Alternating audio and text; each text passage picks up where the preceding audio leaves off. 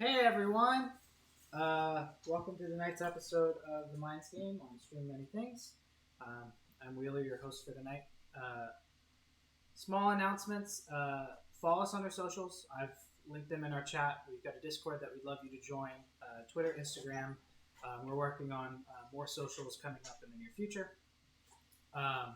If you haven't already, shoot us a follow. And if you have the financials for it, consider subscribing. Also, I forgot to say this last time. If you subscribe with Twitch Prime, you have to resubscribe. So if you choose to do that with us, make sure that you go back after the month has passed and hit that resubscribe button for us. That way you can stay up to date on all things happening with this stream. Let's see, other than that, Thursday, 2 days from now, we're having our next mini painting stream. We're doing mimics. I finally got my hands on them. So I'm super excited. Chris is going to be joining me with that. You guys are also very zoomed in, so I'm going to zoom out a little bit. But as soon as we get some more information on that, not more information, but as soon as we get that done, we will have the stream up and running 7:30 Eastern Standard Time Thursday night until around 9:15, 9:30, so you can make sure that you catch Critical Role. I'm very quiet. I turned up the game. Oh, okay, cool. Thank you. Yeah.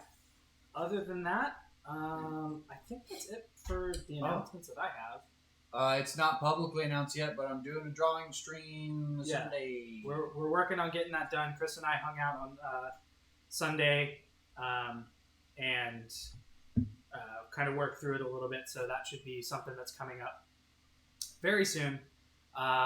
But yeah, I think that's it.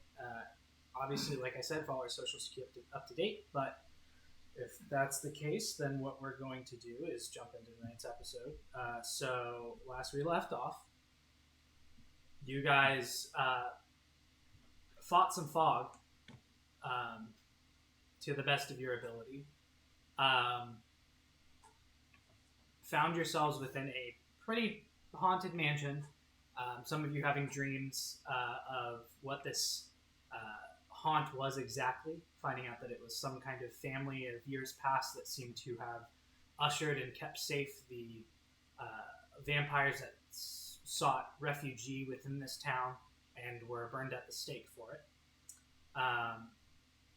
Making it through the mansion and finding your way to an underground cellar, you guys came across the family now reunited in this underground area, having entered into the room, the door shut behind you, and the somewhat sorrowful and soft visage of these entities turned into a horrifying and much more hostile one. And that is where we pick up. So, if I could have everyone roll initiative for me. How about no? Okay, alright, okay. It's not bad. Wow, starting off strong, Kimmy. We're doing great. We're just getting out of the way. And yes, if we have any issues audio-wise, please continue to let me know. We're still working on becoming audiophiles and people who actually understand how to do this. The other thing is, Benjamin is not with us tonight. He unfortunately has med school stuff. So if you see him missing, we are Jaegering him from here, and we wish him the best of luck with all the things that he has going on. So, with that,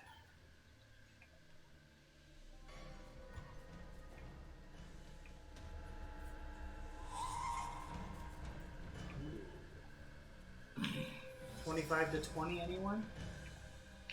22. 22. Wow. Did you roll for Astrid? Listen, I took the didn't other know. feat for a reason. I think he has like a +1. I have it pulled up. He does have a +1. He has a 20. And he's a paranoid boy. Didn't you?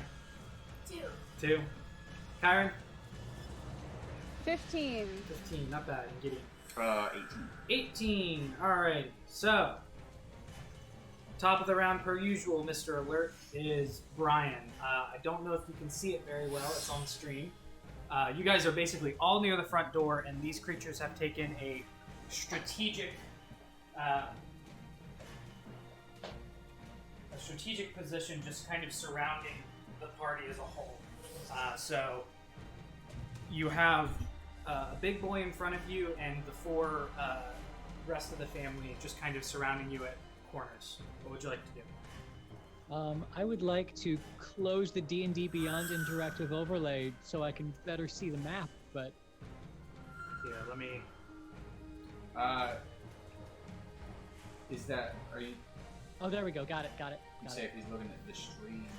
Okay, let's see. I would like to. What can I do? I'm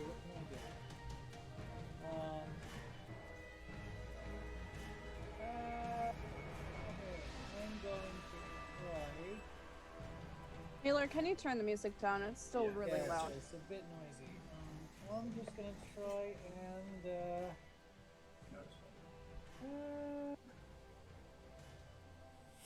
Yeah, I'm gonna go big or go home. They haven't done anything to us yet. I'm going to charm monster, whichever one is closest to me. The closest one to you, as you are kind of in the middle, there is one of the ghosts off to your right that seems to just kind of be currently sitting there with a slightly horrifying visage. You are going to attempt to charm. I'm gonna just like, hey, it's fine. Everything's fine. We're friends. Okay. You release the magic, and you watch as the ghost. You watch as it kind of enshrouds it, the magical essence of your spell, but doesn't seem to take hold. It doesn't seem that charms work on these entities. Yep. As it just kind of giggles and laughs at you, and then just like, again, very Ghostbusters library scene, like horrifyingly changes in front of you.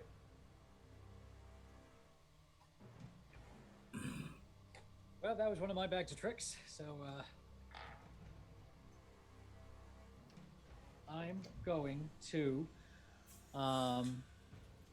I'm going to use my inspiration and inspire Gideon. Say, listen, you're the smartest one among us. If anyone is going to be able to punch a ghost, it's you. Yes, Gideon sus. I mean, he's not wrong. Yeah. Thank you. No problem, bud. All right, is that the end of your turn? That's the end of my turn. All right. Actually, wait. Sorry. If I can possibly move behind like one of those pillars or something, just kind of give myself some cover. Yeah. I know I'm a weakling right now. You can just make it skirting outside of the ghost's reach and not entering melee. Yeah. Yep. So, Let's do that. yeah, exiting outside of it, you run past that ghost you tried to attack, and it looks at you and just manages to miss you because you were out of its reach as you move by. Taylor, can you zoom in on the map a little bit more on that camera? I don't know if I can on the camera. Let me check. Okay. It's kind of far away. I can, since it's on a tripod, I can try moving it, but I don't know if there's enough cord length. Is it possible to just kind of zoom in the screen? Yeah, I can do that. Yeah, Actually, that's I can just open the screen up more. Oh yeah, that would be great. That would be great. we only need that middle bit. How about that? Yeah, it's just really far away. Boom! Look at that. Yeah, We yeah, have the that's definitely better, technology. yeah. That is definitely better. Thank All you. right. So, with your turn done and heading back that general area, it is now the father's turn. The father is going to.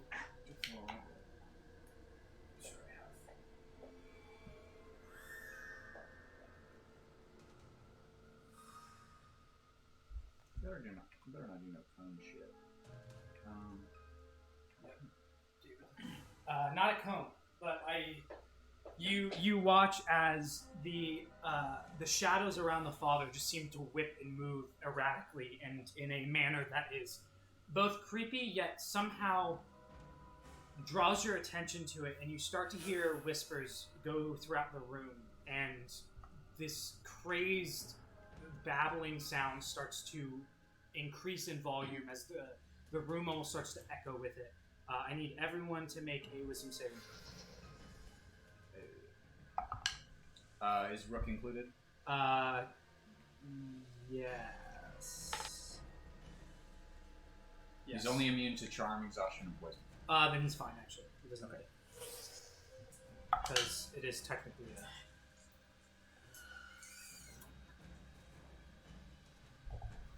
a... Wow, okay. Me and Asher both rolled 5 on the die. So I have a 7 and he has a 6. Okay. 14. Kyron. 27. Oh, yeah. Dude, why do I even try with you sometimes? Brian. I have a +9. Yeah. 11. Oh. Jesus Christ. Okay. Well, at least it's not Great. bad. Brian, Gideon, and Ashter, you all take 8 points of psychic damage. Oh, that's not bad. Kyron and Zinnia, you take 4. Ashter, Brian, and Gideon, you are all stunned until the start of this thing's next turn. I can't edit. Perfect. What? I can't edit Asher's hit points. Okay, yeah, I'll take care of it. As the sounds just get so maddening that you have to cover your ears and they will rack your very essence, you guys find yourselves locked up and unable to do anything. Great. That is the end of his turn, though. He's just going to sit there. It's Ashter's turn. Ashter's stunned. It is now the mother's go. He's done. When does he stop being stunned? The start of the thing's next turn. Okay, cool. So it's a bit. You also just.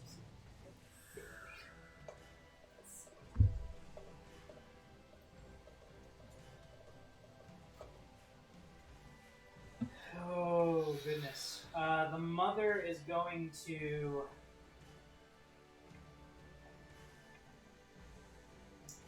move forward in the general area towards Gideon and the group, seeing that you ran off and it seems the other ghost is enamored with you currently, Brian.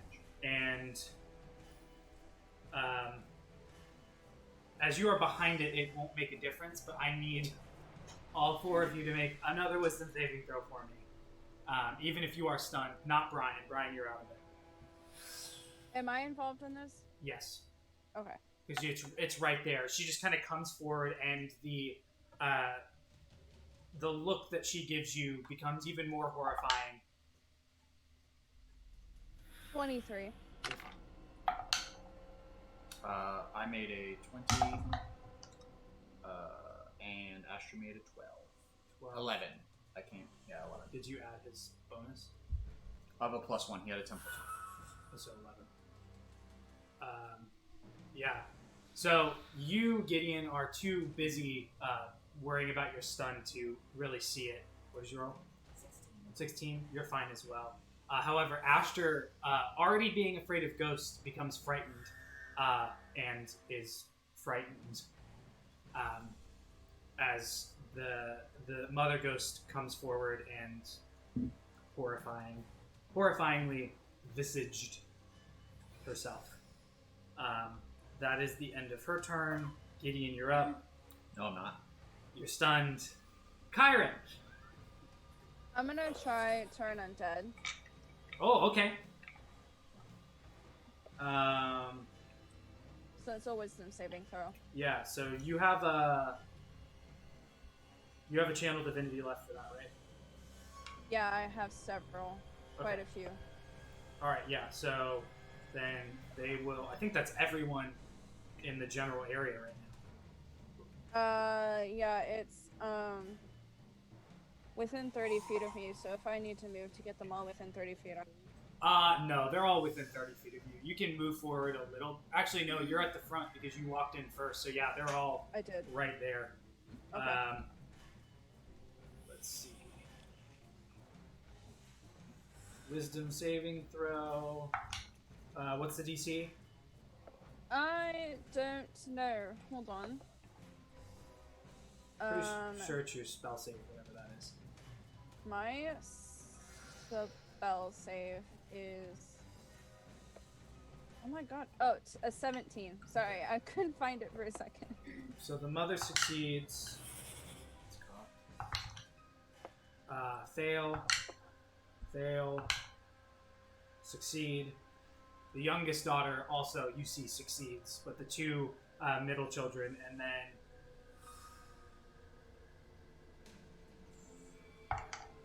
the father fails as well. So as you blast out with that divine energy, knowing that these creatures, based off of the previous interaction that you've had within your dreams, are somewhat fearful of individuals who have holy auras around them. That's the youngest daughter. This one immediately runs back and disappears into the wall. This one disappears into this wall. And this one, the father, moves back in this corner and just starts to shrivel into the shadow. But they are frightened. Cool. As my They're currently frightened of you, and I believe that's it. They're just frightened, and they can't. They can't move towards us, or they have to use their action to leave. Okay. To run away. So I think they immediately take their reaction to run if they. Yeah, it's action. They can only use the dash action to escape. Or use the dodge action if they can't, but they're ghosts, so they can go through walls. That's fine. Yeah. And I don't think they can save from that, right?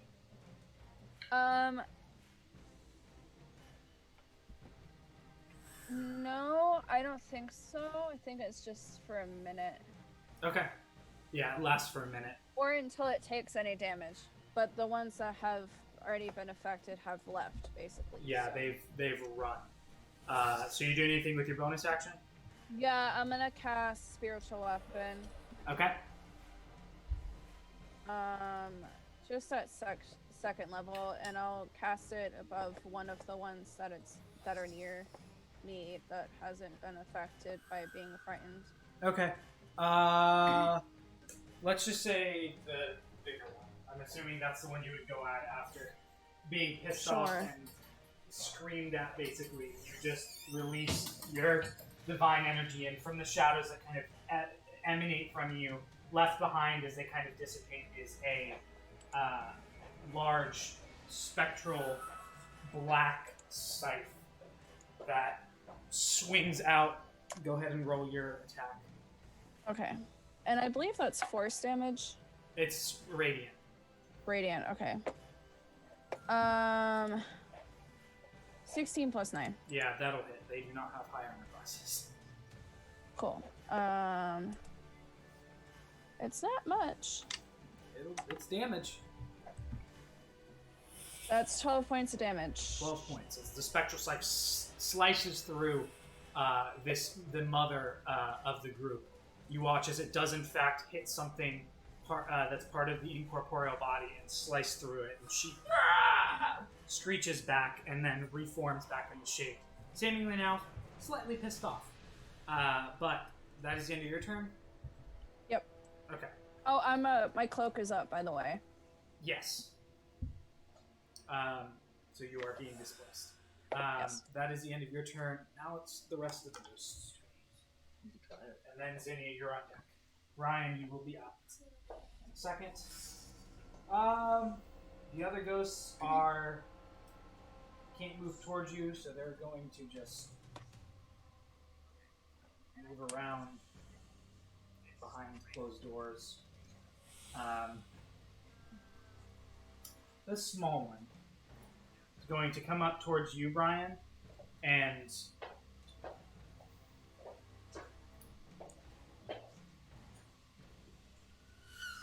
you watch as it shows up towards you, it giggles, and then disappears into your body. I need you to make a charisma saving throw.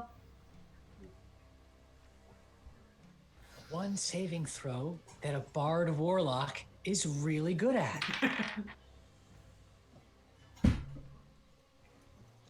Don't That's tell a- me you rolled a 1. No. This is 16. 16 is fine. As the you feel the your mind start to be pulled back away from you, and your body starts to move in movements that you are not controlling. You, using the prowess of your charismatic ability, force the ghost out of your system and watch as it shows up right in front of you again. And now just looks kind of confused, upset, and goes back to being terrifying in front of you. But that is the end of her turn. The other ones are moving, so Zinnia, you are up. We're gonna try something here. Okay. We're gonna try to polymorph them all. Interesting.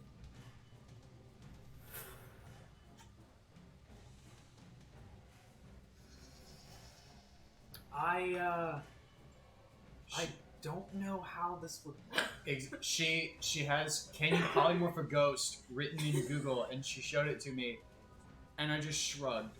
DM'd What does for it say? several.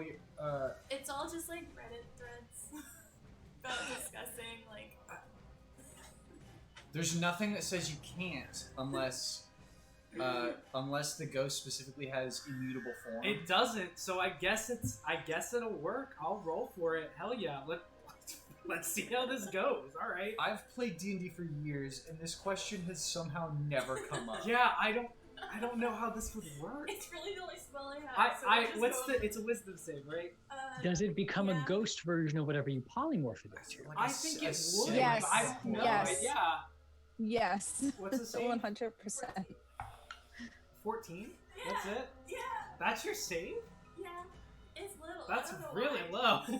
That's Yeah, really but it low. fails. All right, what do you turn it into? It's gonna be a little turtle. We're gonna keep it with the theme of the last Yes. polymorph. All right, Turtle It'll polymorph. be a ghost turtle, but it'll be a turtle. I'm just going to use this. Turtle Oh my polymorph gosh. is polymorph. Turtle, yeah. So as you Hell yeah. as you watch, Zinnia uses the natural prowess of her druidic powers to Oh my throw God. out this magical essence towards this ghostly woman, and you watch as it shakes and then just turns into a tiny little ghost turtle and just kind of starts floating off the ground, and is now just trying to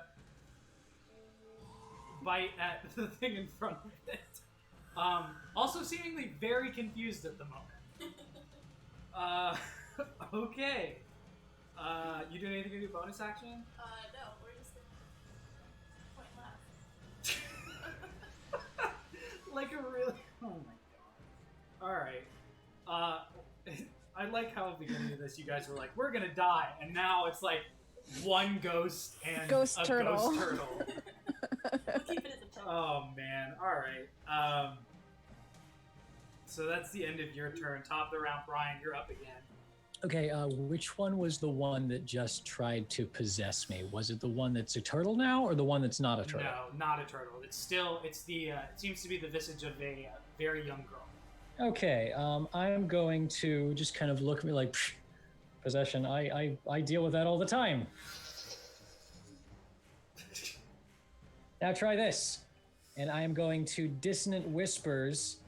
I'm going to Dissonant Whispers at 4th level. Oh, okay. So what's the save on that? Wisdom save. Wisdom saving throw. Alright. Interesting enough. So you... What? Go ahead. I'll come back to it.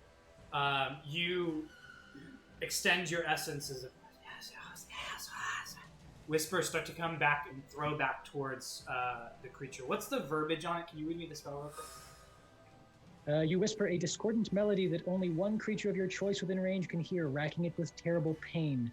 The target must make a wisdom saving throw. On a failed save, it takes blah blah blah. Psychic damage. Must immediately use its reaction if available to move as far as its speed allows away from you. Yeah. Okay. So let's see what happens. It does succeed on the saving throw, but I still think it takes half damage. It is still half damage. Yeah, doesn't move, but still takes half damage. Okay. So with 66, I'm just gonna roll it here. So garbage something roll. is goofy with Kimmy's character sheet in D&D Beyond, saying that 14 is her spell save DC because her wisdom is an 18. Yeah, which would make and our proficiency bonus is +4. Her DC is actually 16, and her attack bonus is +8. If for some reason the spells tab is showing it wrong, but if you click on features and traits and Shows in it the right? spellcasting block, it shows it correctly. Weird. I'll look into it. I got 16, so 8. 8 points of damage.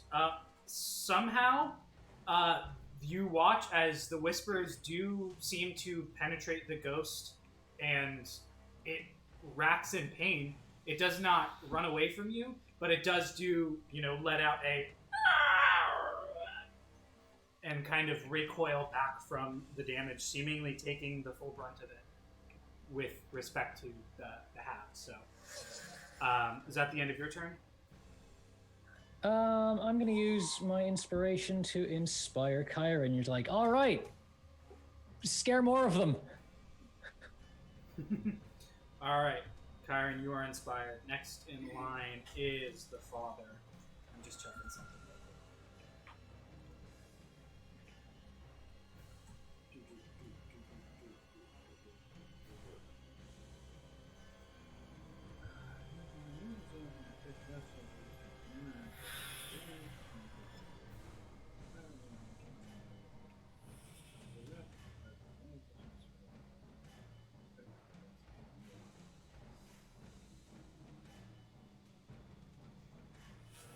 Okay. Yeah, so the father who's in the corner also just moves out of the room, and now it's just Ghost Turtle and youngest daughter.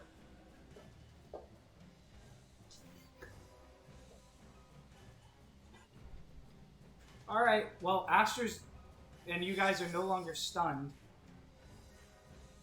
It is Aster's turn, and there is a he's also frightened though, so there is a ghost turtle in front of him, and then a ghost off to his right. Oh wait, Wheeler, wasn't I stunned that turn? No, you weren't. I didn't think so. Oh, you were stunned that turn. I was. Oh. Yeah. Okay, so retroactively that didn't happen, but you're still I did just not standing get there. inspired. Okay, we good. Yeah, but you are now no longer stunned. My bad. Yeah. Sorry, I wanted to keep that on No, track. no, good on you. Good on you. You get that spell slot back though, so. Hooray! And a second chance at possibly doing something crazy, so. He's frightened, so he has to move as far away as possible. Yeah. So he's gonna dip this way. 10, 20, 30. He's mirroring Brian and hiding behind the other pillar.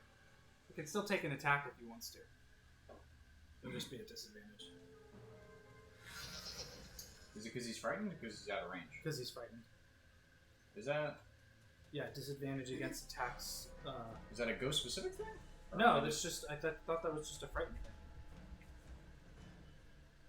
Oh, yeah. While the source of fear... Okay, yeah. Sorry, I don't deal with that very often. Can't willingly move closer. Okay, so he doesn't have to run away. So yeah, he's gonna stay there because he's not super frightened. Yeah, he's gonna... What kind of range attacks does this motherfucker have? He can throw his axe, technically. Yeah, he'll do that. Okay. So, currently he's afraid of a ghost turtle, but, he's gonna go for the other one. Okay, he can use a charge if he wants to throw it and then retract it back to him. He hasn't used that in a while. Yeah, we'll do that. Okay, it also does an additional d6 of lightning damage, I'm pretty sure. Okay. Throw the axe up to 20 feet. He's exactly 20 feet away. So that's good. 1d6 lightning damage automatically check. Okay, so That's not great. Luckily, it's a big ass attack bonus. Goddamn. 8 plus 11 is 19. Yeah, that'll hit. They do not have a lot of high AC. So 4 lightning damage and 10 slashing damage. Okay, and that is magical. So. Oh, I had to roll at disadvantage. Hold on. Never mind. It's even higher. Yeah, you're fine. Um, You watch as he throws the axe and it slams into the back of the ghost tooth, recoils from it, and then retracts back into his hand. he'll do that again. Okay. Use another charge. Yeah. That one's a 9 plus 11, so 20 on the lower end. That'll hit. And that is 3 lightning and 10 slashing. You said 3 lightning, 10 slashing again. Yes. As it slams into it a second time, it lets out another. And now is starting to kind of quiver and shake a bit. Question. Turning around, seemingly now frustrated with Astra. So I'm just now realizing this weapon is versatile. When he throws it, do you usually consider that being two-handed? I consider it being one-handed because usually he has a shield. So Does it have a shield on? yeah, that's why his AC Okay, good, is because I rolled the so lower high. one. Okay, yeah. I usually make him roll a d8 for it. Yeah, he has a shield. Unless he Okay, expressly says, I will throw it with 2 hands. So, Yep. Ooh, yep. alright. Anything else on this turn? What the fuck does he have? Actions, Buddhist. Nope.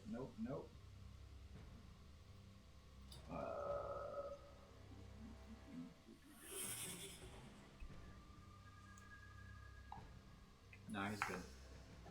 Alright. It is now the mother's turn. The ghost turtle floats into the ground. And that's it. Oh, man. Alright. At the end of its turn, Gideon, you're up. Hey, I can do things now. With now 1 ghost currently within the general vicinity. Oh, yeah. Everybody gone. I have like no fucking spells left. There's some second levels. Oh, I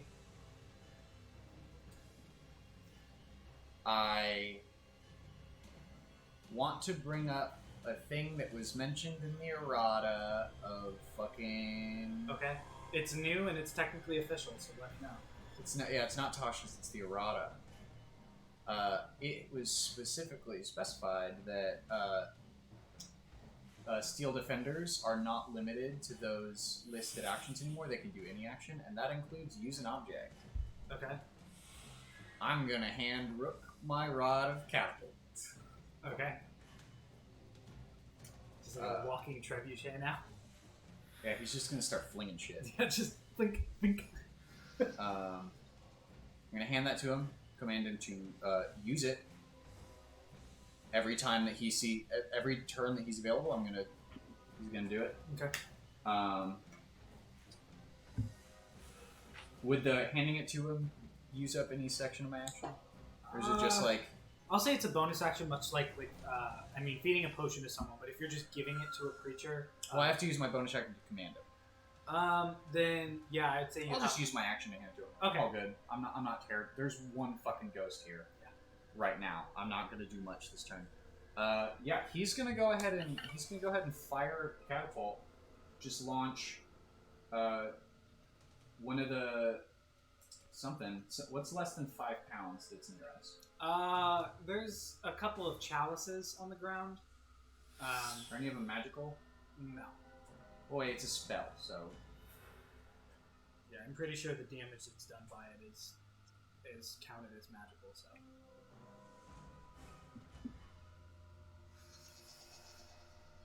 Yeah, it's a spell.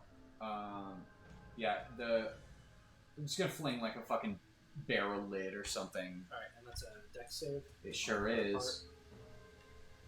My DC went up. My DC is 16 now. Not very dexterous. 18 though. Fuck him. Rolled well. Nothing. Nothing. No damage. Yeah, because you're not in a line with Brian, so it just you watch as Chalice slams into the wall and just slams across and basically just is obliterated against the wall. Brian, you have shards of some kind of goblet that just kind of spray against you. You have to kind of like lift your hand up to make sure that you don't get anything in your face area. But are you doing anything with your movement? You're just staying there. I'm good. Okay. You guys are just like grouping up and back to backing like the rest of this. Just haven't moved since I got in here. That is the end of your turn. Kyron, you are up. There is only, at the moment, a single ghost left. Cool. What's in this room? It looks to be various large barrels. Gathering what you saw within the hallway, you think that this is probably a cellar of some sort that may have wine, or based off of your previous seeings and findings, barrels of blood. There's a few random crates laying about, and then there seems to be a desk with some kind of diagram of the house on it. But that's about it.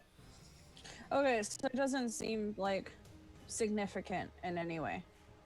Not the moment. You do recall, I will say, based off of last week, the dream that you had, where the family was when they seemed to be ushering whatever those creatures or vampires were. This has a very, very high familiarity and resemblance to that. So. Okay. Cool. Where's the ghost compared to where I am? You are up front. It's about 30 feet away from you, what it looks like, on the behind you to your right. Okay.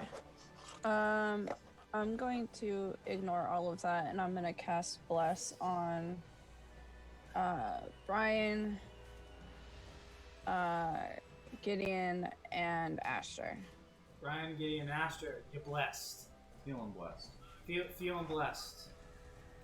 And yeah, I'm just basically gonna spend my turn looking around trying to see if there's anything that looks like it could relate to them still being here.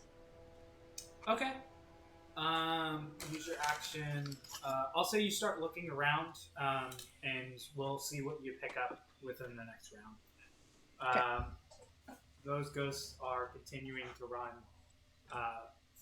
For lack of a better issue, they are gone. They are less than likely to come back, much like the last thing that you guys had, depending on how quickly you guys manage to get out of here or find a way out. But for all intents and purposes, they are out of initiative at the moment. But the small girl. Fucking No, millennials. does not.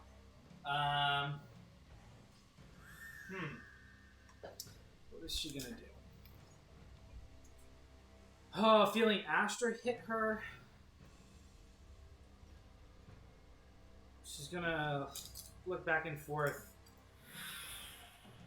She's gonna move back and probably very feebly and unable to do anything, float back towards Astor and, not knowing her own demise, try to hit him. Everybody got stretch. Do big stretch. Do stretch. Oh, stretch. Going to attempt to hit him. It's not gonna work, but it's fine. Yeah, no, that's a 9. She tries to rake her hand through his body, and he just kind of, still shaking from the fear, just kind of backs up a little bit and bashes his shield forward. It kind of hits her, and she kind of gets thrown off balance. That's the end of her turn. Zinnia, you're up. Brian, you're on deck. Okay. Remember, you're concentrated. Yeah, I know. I was gonna use Thornwood, which is just a little cantrip. Sorry, whip her. Yeah. Alright, go ahead and roll your attack. That's a 17. That'll hit. Roll that damage. 7.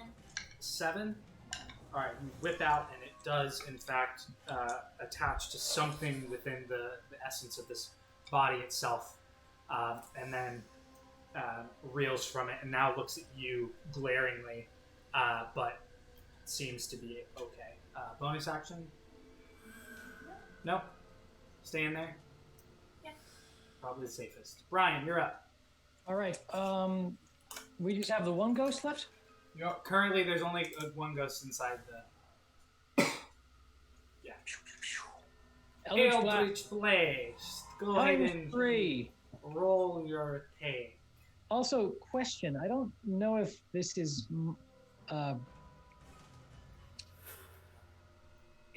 Stinger's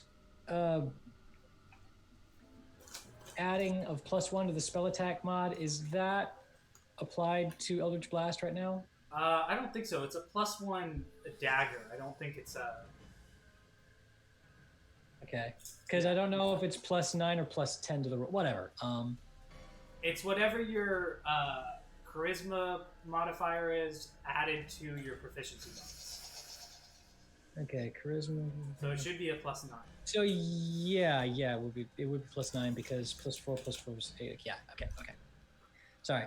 First one is a 15. 15 will hit. Second one is a fucking net. No, I'm gonna use luck. Hold on. You remember you're blessed. You get an extra D4 on top of it. Well, yeah, but it was a not. 1. So.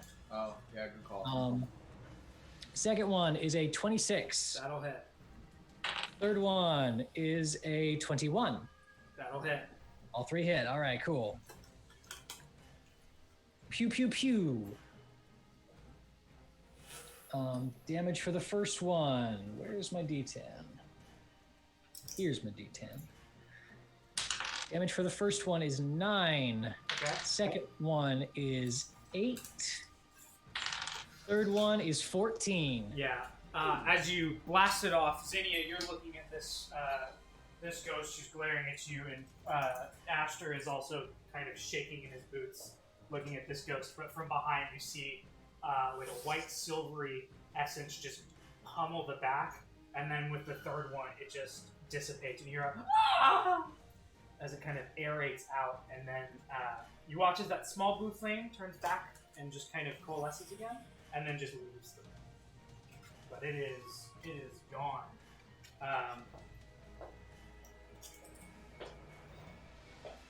That is the end of your turn. Yep. You do anything with your bonus action? I'll inspire Zinnia. Okay. Just be like, all right, hey, listen, Flowers, we're so close. We got this. Just finish us off, and we're going to be just fine. All right. You're inspired. There's technically another ghost that hasn't been turned, but we'll see how that goes. Is Asher doing anything? He doesn't see. Also, I'm pretty sure that was the last use of my luck. So. Okay. So he's just going to hold until he sees something? Or he'll ready an attack in case the fucking ghost turtle shows up. Okay. Is he not making saves at the end of his turn to get rid of Frighten? No. I'll double check.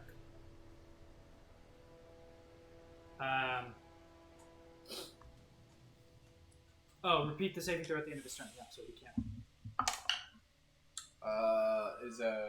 What kind of save? Wisdom. Wisdom? Oh, I don't have that. It's +1. 18. That'll be fine. He's not frightened. Oh, look at that. It's not a hard... It only took every ghost This leaving wasn't the room. a very hard encounter. It was very dependent on how you guys dealt with it. I'm going to... something real quick. Yeah. For all intents and purposes, the room quiets down, and as you guys have a tense about 20 seconds, it doesn't seem to... Nothing seems to be coming back into the room. So... All right, great. But it does quiet down. How long that will last, you're not quite sure, but we will see.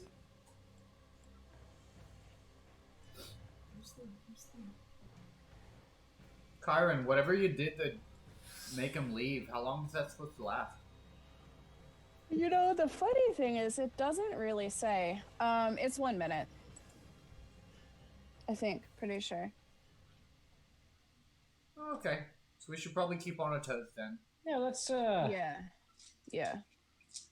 keep our wits about us, I guess. We He find a immediately way starts out of here. rifling around in some of the barrels and crates and whatever he can find. Make an investigation check. DD or Kyron make a perception check. 18. I'm just kind of keeping watch over the area, just like, Yeah. Okay. 24. 24. Zuni, are you doing anything? How long can you concentrate on falling? An hour. Oh, it broke, by the way. Oh, okay. You felt it as it went into the floor.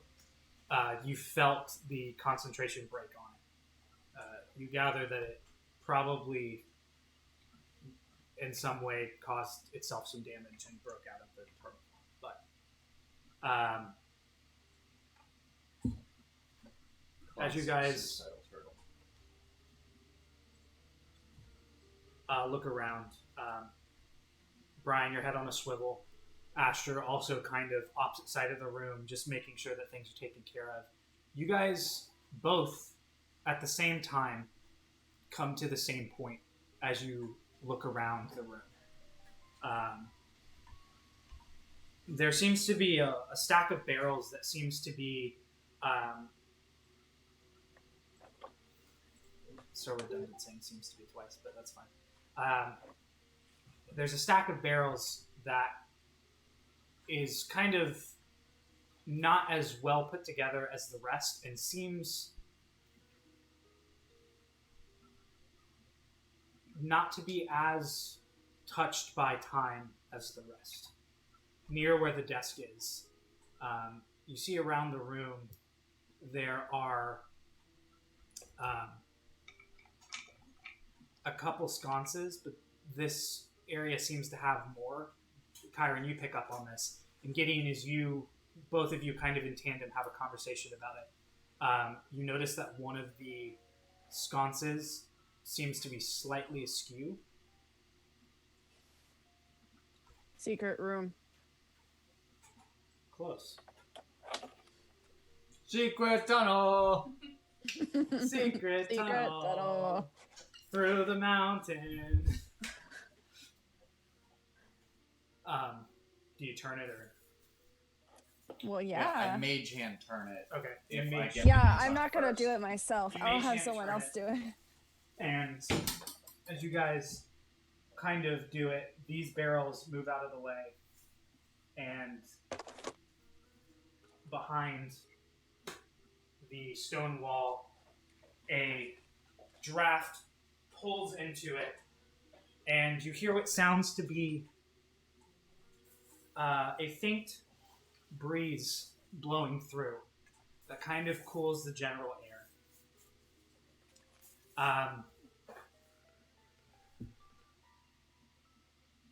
As this happens, the room stays the same. Brian. As this happens, nothing happens. Yeah, the room stays the same. Brian, next to you. Not as scary, but more in a defensive rather than hostile now position. You see what looks to be now the more clear visage of the father, not in this weird, wavy shadow form. But it grabs your attention next to you, and he's just kind of looking at you. And in a very discordant way, you kind of feel in the back of your mind a question. What's your purpose here? Oh. Me? You see him kind of nod. And then gesture, just kind of hand out across towards the rest. Listen, we don't want any trouble, sir. It's just we're just looking for a flower. We're trying to help our friend, and I I'm really sorry. I don't know if it's in your house or nearby or what. Just if you let us get the flower, we'll be on our way. Make a persuasion check.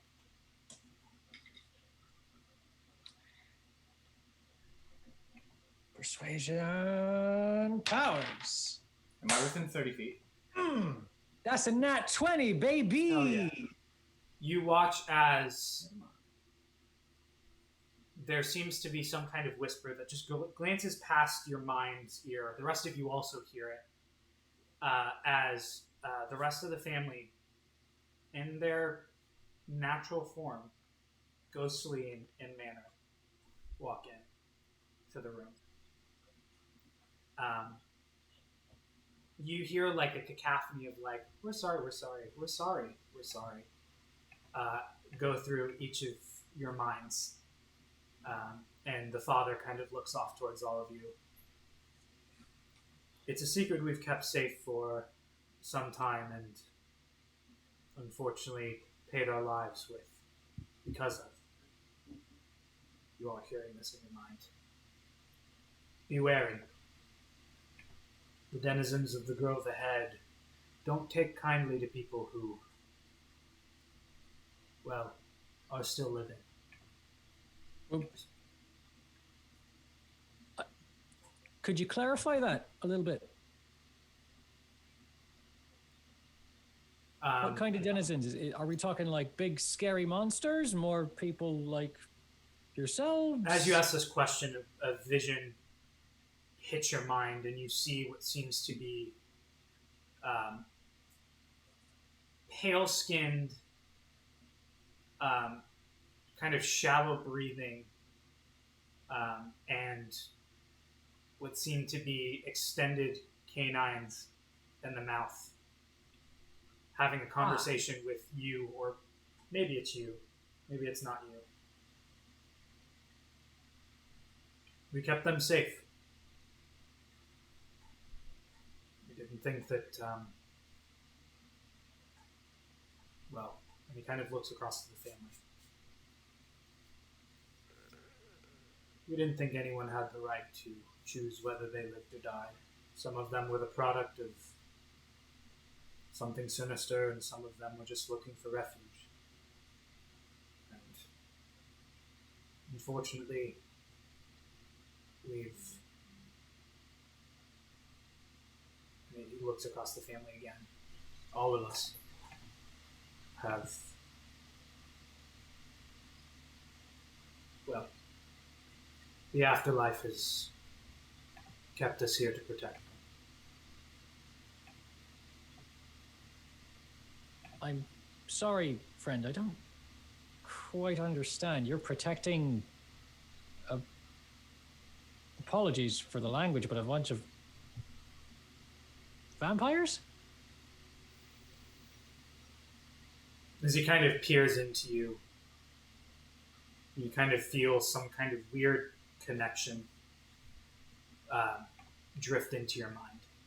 Whatever this ghost or father is, it's been around for some time and peers into your thoughts.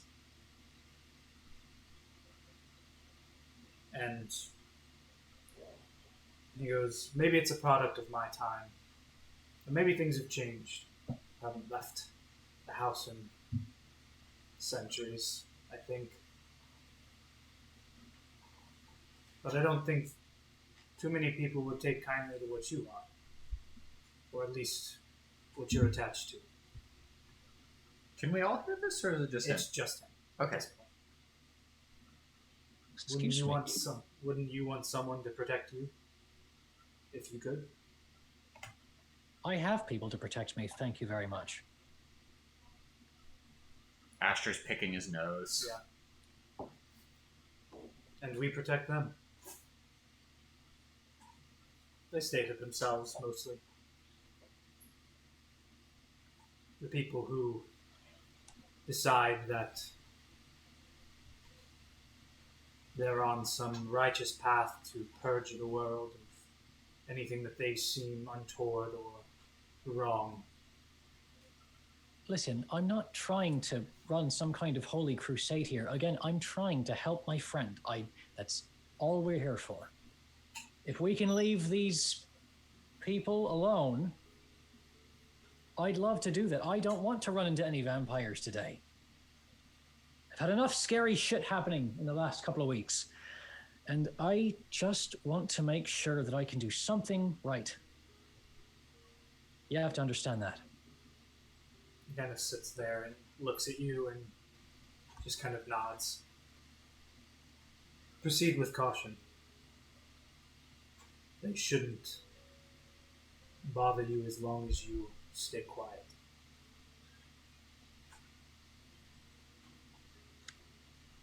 Thank you. Just kind of nods at you, seemingly enamored with how you're responding to it, and you can tell that there's a disconnect between what you two believe, and even though you don't necessarily know what happened or why it happened, you can kind of get the sense from this conversation why someone may have been upset with a kind of family like this. But as they do, they all kind of bow towards all of you and then drift off up into probably what is the upper part of the house. Right. The draft continues in and out from the hall. Right, lads. I spoke with Papa Ghost over there. Said something like that they're... remember those vampires we think might have been somewhere in here? I think they might be... They're... I guess the ghosts are protecting them or something, but I don't necessarily think that they would be hostile as long as we keep quiet. Lovely. Just leave them alone. I don't necessarily think they're here to kill us. Alright, but what did we learn about the flower?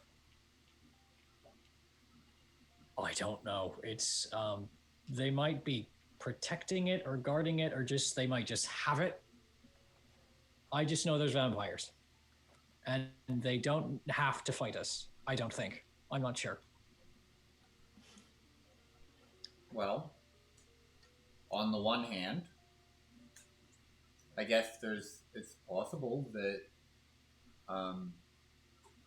we could not have to go through another tussle with, people we don't want to deal with.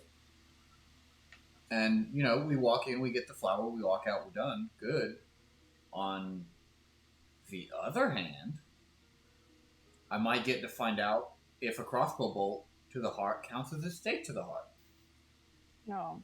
Let's not go there today. I'm pretty tapped out. I can't take that much of a beating, and I'd really like to not come back as a... I'd rather be on your side than not on your side. Yeah, well... did we find if there's a kitchen in here? Do we know if we can, crash here for the night, or... Oh, yeah. Hey, did you ask them if you could take a nap? Do we need to, ring them to come back and ask? Or are we just gonna, Do you know that go the for it? fog was entering and getting closer to the house? I don't necessarily think that's a good idea. I don't want to stop.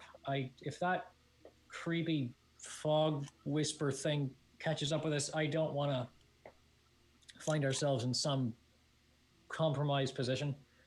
You guys do... You are starting to... based off just the exertion that you've had over the past few hours that you've been traveling through the city and in the house, you guys are starting to feel quite tired. But it's not affecting you as of yet. Listen, I think if we can get in here and just pluck this thing, I can just start prepping our exit plan, and I just take a little piece of the chalk, wiggle it around. I can just kind of get it as prepped as it needs to be, and then when you guys have the flower, I can just finish it up and we just boom, boom, boom, boom, boom, and we're gone. Can we go right back to our balloon? I can take us to. Because we'll have to leave our balloon. Shit! I can take us again. I can take us to Locus, and I Becoming can take us it's to the becoming a vineyard. running theme. We should really, you know what we should really fucking do? We should find some kind of a guy that's better at this than me to actually make like a fancy version of the circle on our balloon. So we can just flip back to the balloon. We should make that problem for a later time. Balloon. Yeah. I don't know too much about it, but I do know that would take a very long time to make it permanent. Yeah, I figure that's not really something you can do in a day. But just something to keep in mind. Sure enough. Either way, if you need me with exit strategy, I can exit strategy. So what's the plan, fam? I just said my plan, so. Yeah. I mean, I would really love to just be able to recharge my batteries, but if we gotta go, we gotta go. I mean, we have no update on the fog. I mean, we could go check. Yeah. The thing behind us, we can't actually check. Oh yeah. Yeah, if this has ever stopped me before. That's valid. Well, if you can get us into that last year, one of us, either me or Brian, can get up to the whole lookout thing again and see how far the fog has gotten. Not a bad idea. I can at least try. I'm fine with whatever. I've given up on sleep. I don't sleep anymore. Yeah. Big mood. Yeah, everybody just sit tight for a minute. I'll see if I can get through this door. And I'm going to try to get through the door that we came through. It's unlocked. The only thing that you'd have to worry about is the trap door that you guys got into, but the latch is just closed. You unlatch it, and as you kind of open it up, there's a thin layer of mist or fog similar that's started to coat the bottom floor of the manor.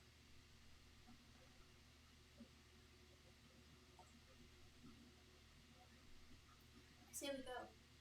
You can see the foyer door that's kind of holding things at bay is kind of seeping with that fog and starting to pour into it.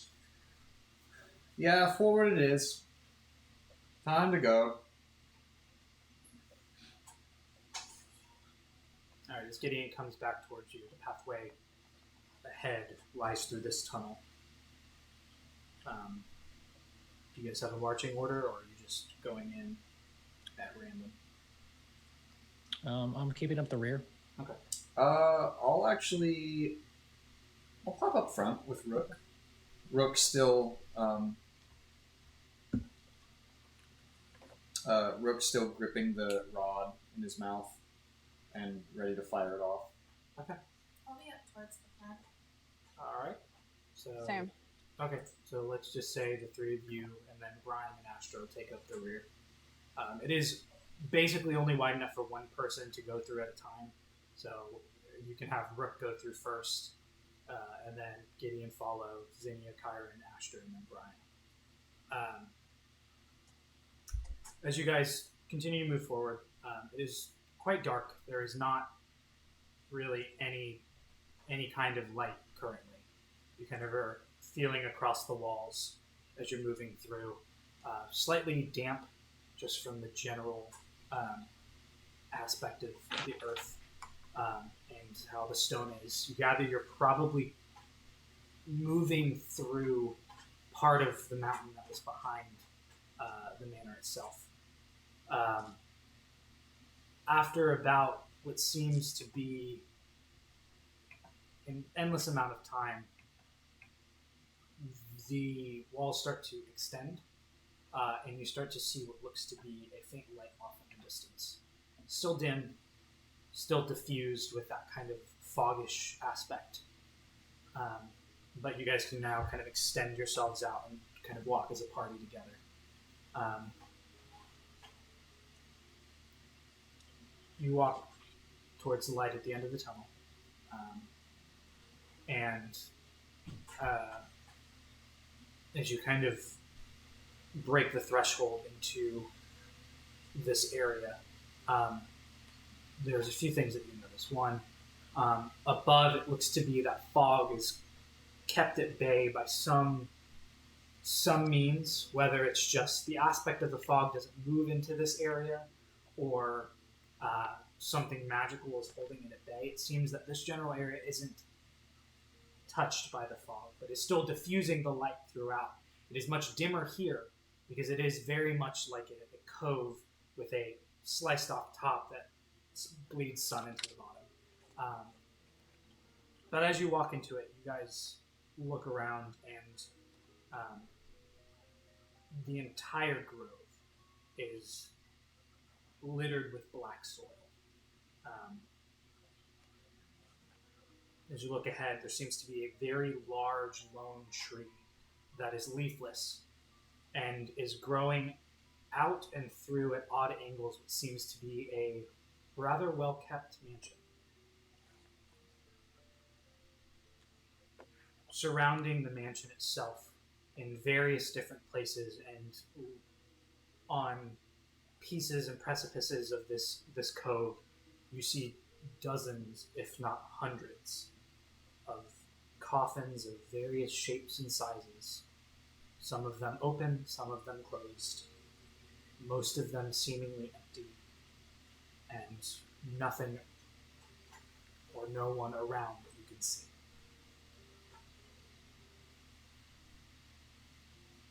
Wow. About 500 feet to the left of this mansion, you see what seems to be a rather large ramshackle hut, built seemingly out or around one of the roots of this very large tree. And as you guys kind of catch yourselves moving forward into the grove slightly more, you can hear from the mansion what sounds like conversation and soft music.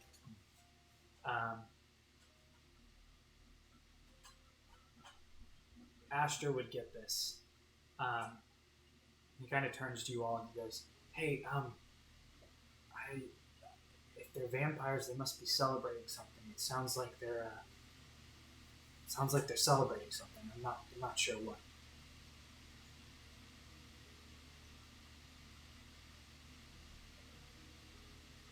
Does he know something about vampires that we don't, or is he No, just like... it's just he's pulling from his natural ability of insight that, and you guys can also, those of you who have higher insights, the conversation seems to have some jovial aspect to it, and there do seem to be lights within the house that are kind of cascading that candlelight glow out.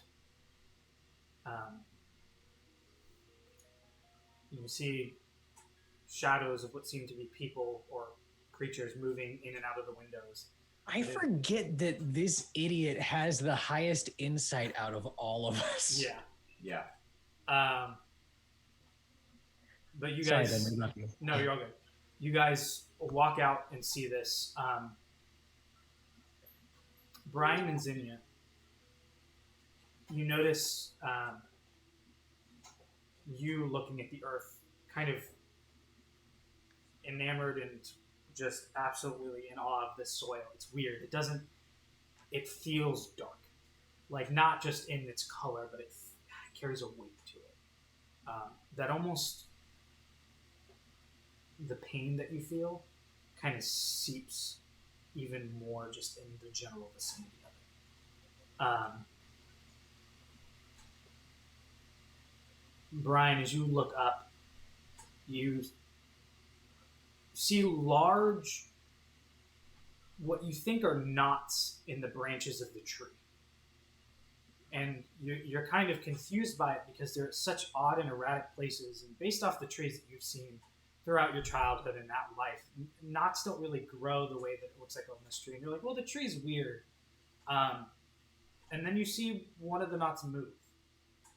And then you realize it's not a knot. It seems to be either corpse or body that is currently jabbed onto the tree. And as you look down and start to look at the roots, you notice that there are also various bodies snagged onto the roots. Oh. And you notice this first because you're not close enough to it. There seems to be a dark reddish tint to the wood. And as you guys kind of step forward, you actually step on one of the roots. It cracks a little bit underneath your foot, and some thick crimson liquid begins to just seep from it, like the white milk liquid that comes from some plants. And you gather that this tree is probably evil as shit, Blood tree. but also is something that is keeping the creatures that reside in this household alive, or at least full. So you're not quite sure what kind of tree it is, but it's definitely not a good tree and creepy. Well, guys, if we need a last ditch plan, we got a big tree. Yeah, you guys are just like, hey, we're not breaking up this party. We just need to go. We'll be out of here like 3 seconds. So we're I just gotta take a really long nap first. yeah.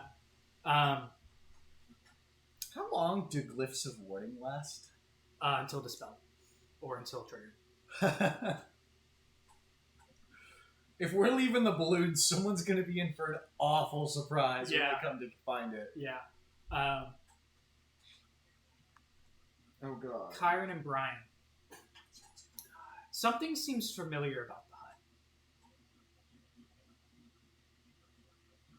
That's kind of off in the distance. It seems to not have any light in it. It seems to be left cold. There's nobody around it. Doesn't seem to have anybody moving in it from what you can see from this distance.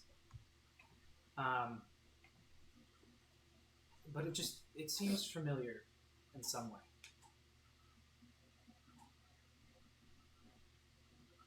I'm sorry about the what? The hut. The hut. Yeah, There's a ramshackle hut about 500 feet off to the left of this mansion. You also notice both Zinnia and Brian. Brian is, well, not you because you're not looking at it at the moment. Brian, as you look across and you are noticing this, you see that there's a large circle around the house that has no, like there are no coffins around The house or the hut? I'm sorry. it. Sorry, the hut. My bad. Okay. All right. Hear me out. That hut over there seems to be a lot of magic-y stuff. I don't see any vampire houses. Or coffins, sorry, words. I mean, same thing, kind of. And I don't know why, but I'm getting the weirdest sense of deja vu. Yeah, same. You I guys can't- can roll an intelligence check if you want to. Yeah. Ryan is only averagely smart, but that's a 17. Oh, I rolled really high. You said insight? No, intelligence. Oh, intelligence. That's a 20. Okay. I rolled a Brian. 19. 17. 17. Both of you, kind of almost at the same time, Kyron a little bit beforehand, you realize this hut reminds you of the hut that you guys ran into when you were outside Saber. I don't remember a hut outside of Saber. Outside of. Oh, god damn it. Is this the same kind of hut Oh, That- like hags. that the witches were in? Have a good summer. Yeah. Have a good summer. Yes. It does Fuck. bear a resemblance to it. I Okay. immediately like, wait. But it seems to be empty at the moment. At least, again, from this distance from what you can tell. I have a feeling that what we're looking for is in there. Okay. I agree. Just saying. Hags have weird shit. And this flower is weird shit. Those were the points that I connected as well, yes. Yes. All right. Okay. Their vampires are off doing their hoopla. We probably need to get in there. Can anybody make us all quiet again? I can do that.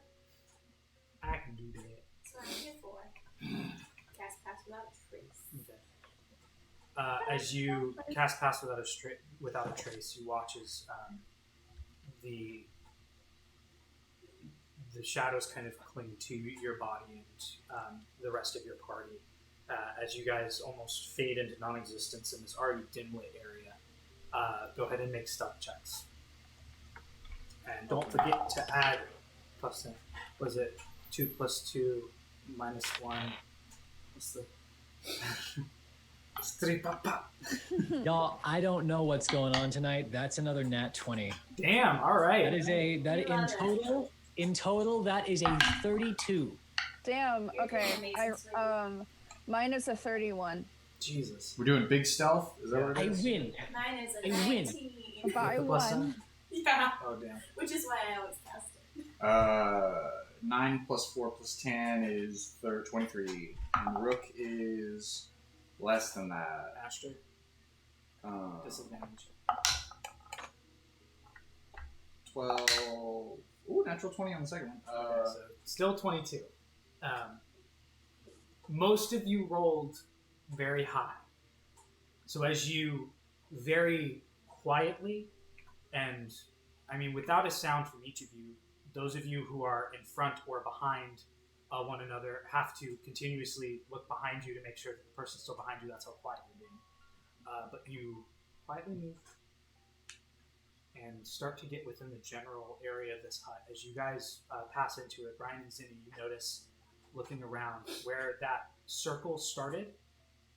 Brian, for you, where the coffins stopped showing up, you see what looks to be the faintest line of mushrooms growing in a circle around the hut.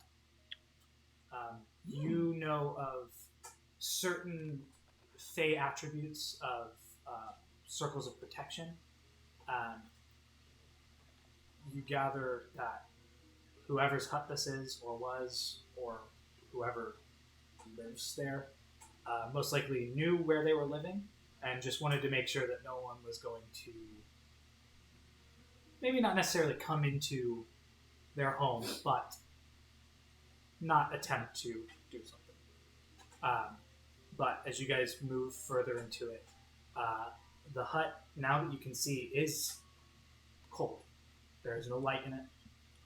It is empty. The door is slightly ajar, but not to the point where it seems like someone's entered into it. It just seems to be haphazardly left slightly open. But it's closed. There are a couple windows on each side that are just made out of sticks in a cross formation.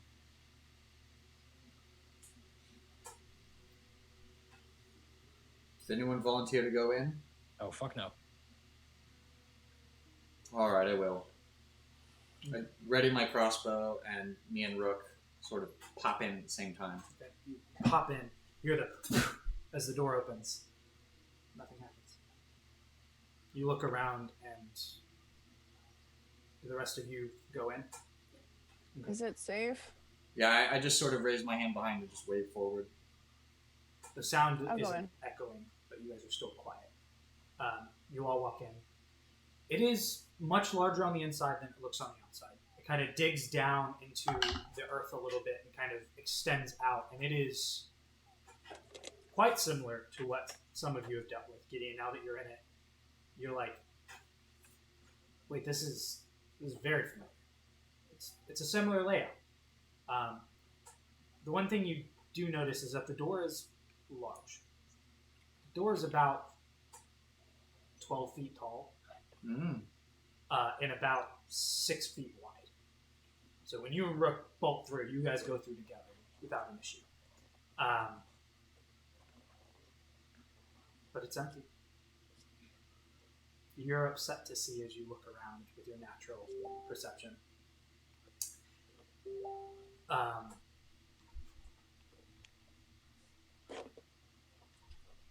There are various numbers of plants that look like they haven't been touched, tended to, or generally taken care of in quite some time. I am offended.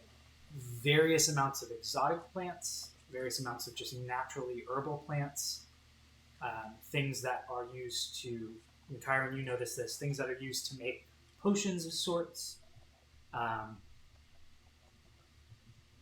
they alive enough for me to snag? Some of them all are. Can I take some? Yeah. Okay. You get a couple of like very weird. The general layout of this area is interesting. It's almost like it's a greenhouse, but in the ground, and each area seems to push through different styles of plants. You do notice that a few of them that are still alive are carnivorous in nature. Seem to be some kind of Venus flytrap-esque with a much larger maw that's kind of open at the moment.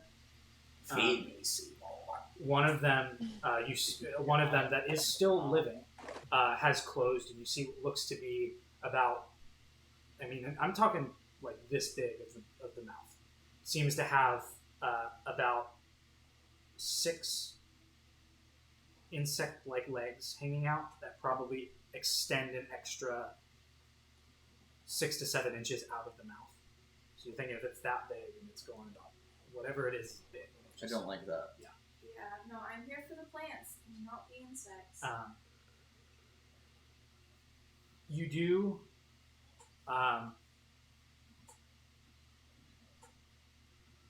You do gather a few less likely to eat you plants that would make a nice addition to your collection. Can I get one small card? Yeah, you can get a tiny one. You can take it with you. As you kind of pick it up, it kind of starts to try and gnaw at you, but then just kind of lets go of trying to attack you. As you guys go in there, there is a desk and various amounts of tools, mostly used for gardening. Anything that I might find useful, like, are there any artisan's tool sets? Make an investigation. You guys looking around, or are you just taking in everything as you sit there? I'm going to just, if I've got it, do I still got it? I still got it. I'm just gonna pop off Detect Magic. I have a feeling I'm gonna find a lot, but just gonna try to find the strongest source of, I don't know, healing magic or. There aren't a lot, actually. There seems to be a rather distinct magical essence under what seems to be a very large bed. Size of the bed is about 20 feet long and about 8 feet wide. Ashtar, Yeah? I need somebody stronger than me. Okay. This bed over here, can you scoot it over a bit? Wait, is there like a stick on the ground or something? Or like a root or something? Yeah. You do. There is a large portion of this tree's root that is. It does seem to be that this hut was built around it, and there are various tools that are on the root and kind of almost inspecting it, as if whoever had this hut, you gather just from looking around, they probably are studying plants. All right, I'm going to take one of the tools and just, at a nice safe distance, poke the bed. You poke the bed, nothing happens. All right, we're good. Ashtar, can you move this? Yeah. And he goes ahead and you hear that as it moves across the earth. And there's a 3-foot by 2-foot chest that is still getting off that magical essence. You do get a couple of other small pop-offs in the general vicinity. Not interested. I'm more looking at that chest. Okay. I'm just thinking. I know Ben would have made a comment about the bed not being a triangle. This bed's all wrong. Yeah. I am. Okay. Kyron, Gideon, magic box. What are the odds? Trapped? Cursed? Both. I'm gonna. Does it look like there's an outer lock on it? Yeah. I'm gonna jiggle it with my mage hand, Okay. It moves. like a big old yank. You yank on it. You hear the sound of metal against metal kind of creaking a little bit as it pulls. Okay, remember me well if this goes badly, and I'm gonna kneel down in front of it and just try to unlock it. Okay. Will do. I'm gonna, Make as he's just kneeling down, I'm make gonna a try to thieves' just tool cast. check. As he's doing this, can I just cast Dispel Magic on the chest? Okay. At the same time, I'll say it's going to take you some time to try Yeah. it. So roll a d20 for me. His will definitely Yeah. finish quicker than mine. Okay. Another one. Another one. Okay. You And watch as another there's one. this. Get some DJ Khaleds in the chat. Another one. You watch as as you're finagling with it, you finally get it open. You're about to open it up, and there is this like gurgling of what seems to be some kind of green gas that extends from it. And then as you watch Brian, like right in the corner of your eye, like push his hand forward, it just seeps back into the wood and ceases to exist. Okay. Right. Nice. So I'm Just- still not worried about like breathing stuff in. Got robot lungs, but thank you for that. Gideon, I And don't I- have robot lungs. Flip the lid open. What's in it? Flink. As you look through it, there are what looks to be a crafted twig based off of this tree that's about this long. Like the same like dark red wood. Yeah. And on the bottom, it seems to have some kind of like stone, uncut stone attached to it. And you find small trinkets and doodads that seem to have been gathered over time by whoever this individual is that lived in here. And then you also find 2 books. You find a large book that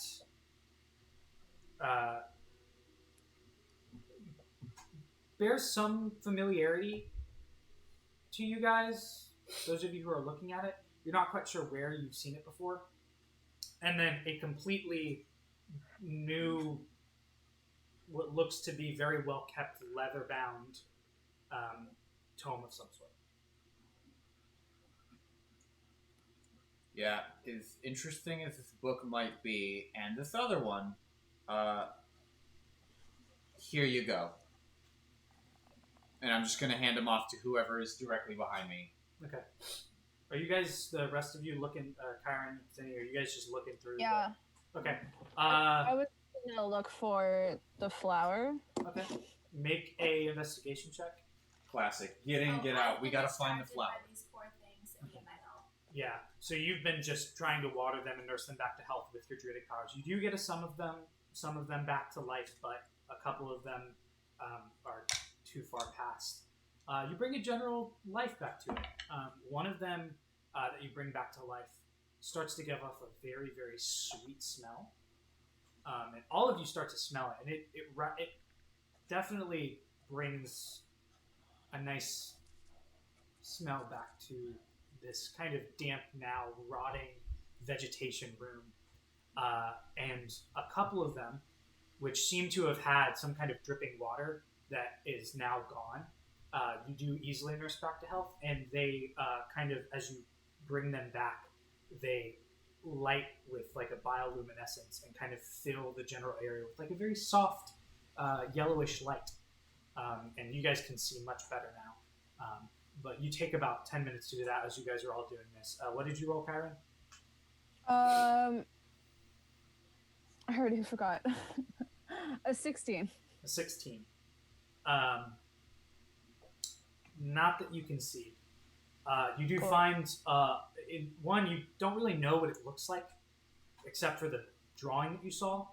And two, you get caught up in looking at some of the herbs and dried spices that are left on one of the tables that you gather would probably be able to be used by you for various potions, poisons of some kind, and other things of that sort. Do I get the vibe that this is probably the home of whoever wrote my book? Make an insight check. Oh fuck! I forgot about all of that. It was fucking written by a hag, no, wasn't that's it? not gonna get me anywhere.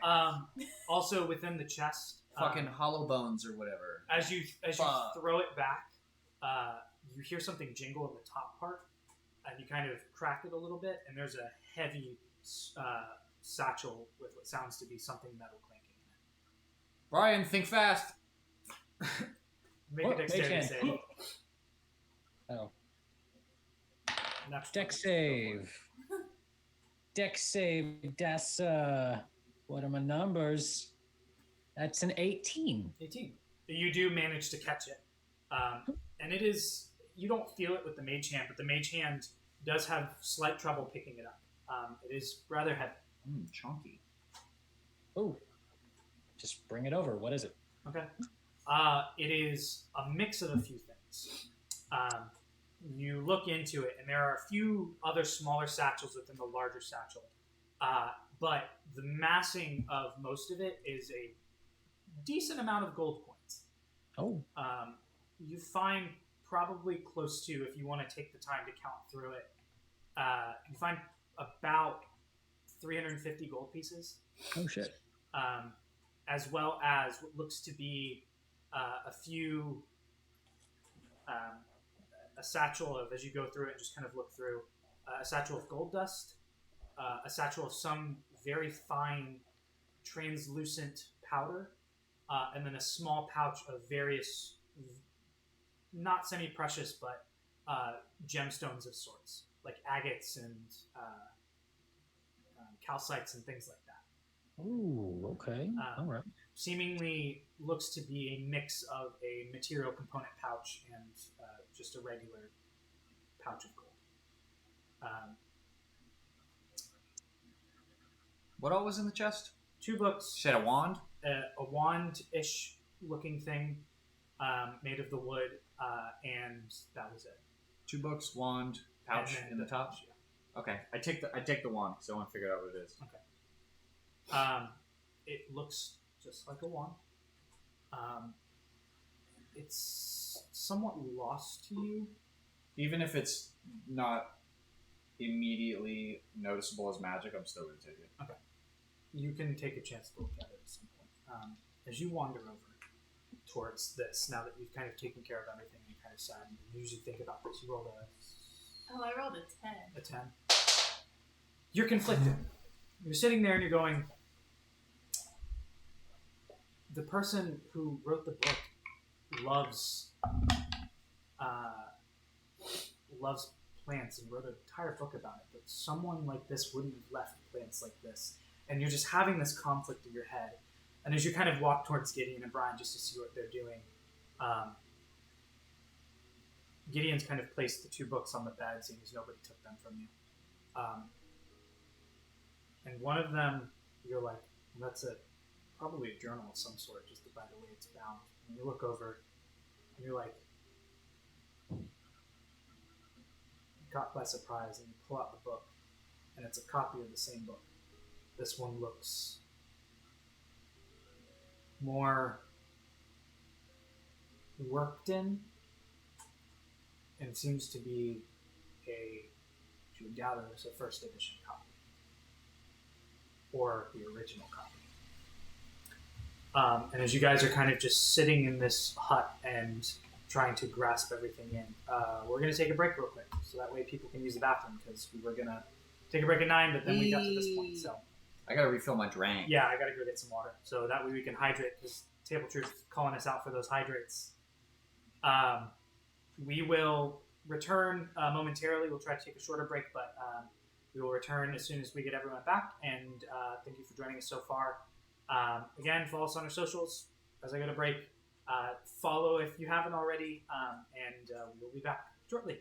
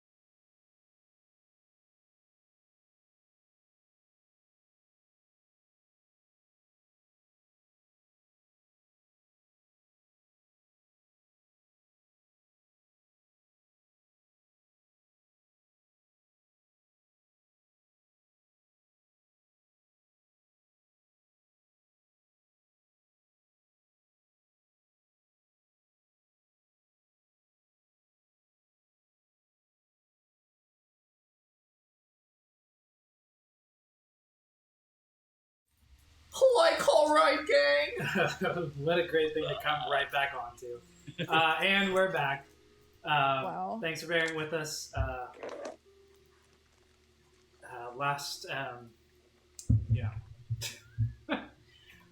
Where we left off, you guys The had... DM is the last words. Yeah. Did that? Oh no. Oh well. He broke him. Oh no. All right. Where we guys left off, you had just found that your copy of the book has a sister, apparently, or rather, a parent, I should say, in this household, as well as some other journal. As you guys kind of all maneuver your way towards the bed, just kind of circling it, as it seems to be, one, something that's on your mind currently, and two, the deepest part of the house. It is now decently lit, now that there are the plants that are giving off the soft light throughout. And again, that faint smell is just coming through and wafting, and it's difficult. Having the smell is both sweet and making you very tired. Not in a sense that you feel like it's pulling on your essence to put you to sleep, but rather just the warmth of all of you around, as well as the smells and the bed and the thought and just how exhausted you are, is making you quite tired. But nevertheless, you all gather around and see that Zinnia has brought out a copy of the same book that now sits on the bed.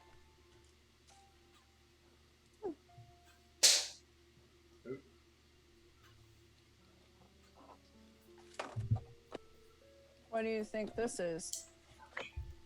Well, I'm assuming this is where the person who wrote this lived, but it was either them and something bad happened to them, or someone that they knew who they gave a very early copy to, because it seems a lot older than mine.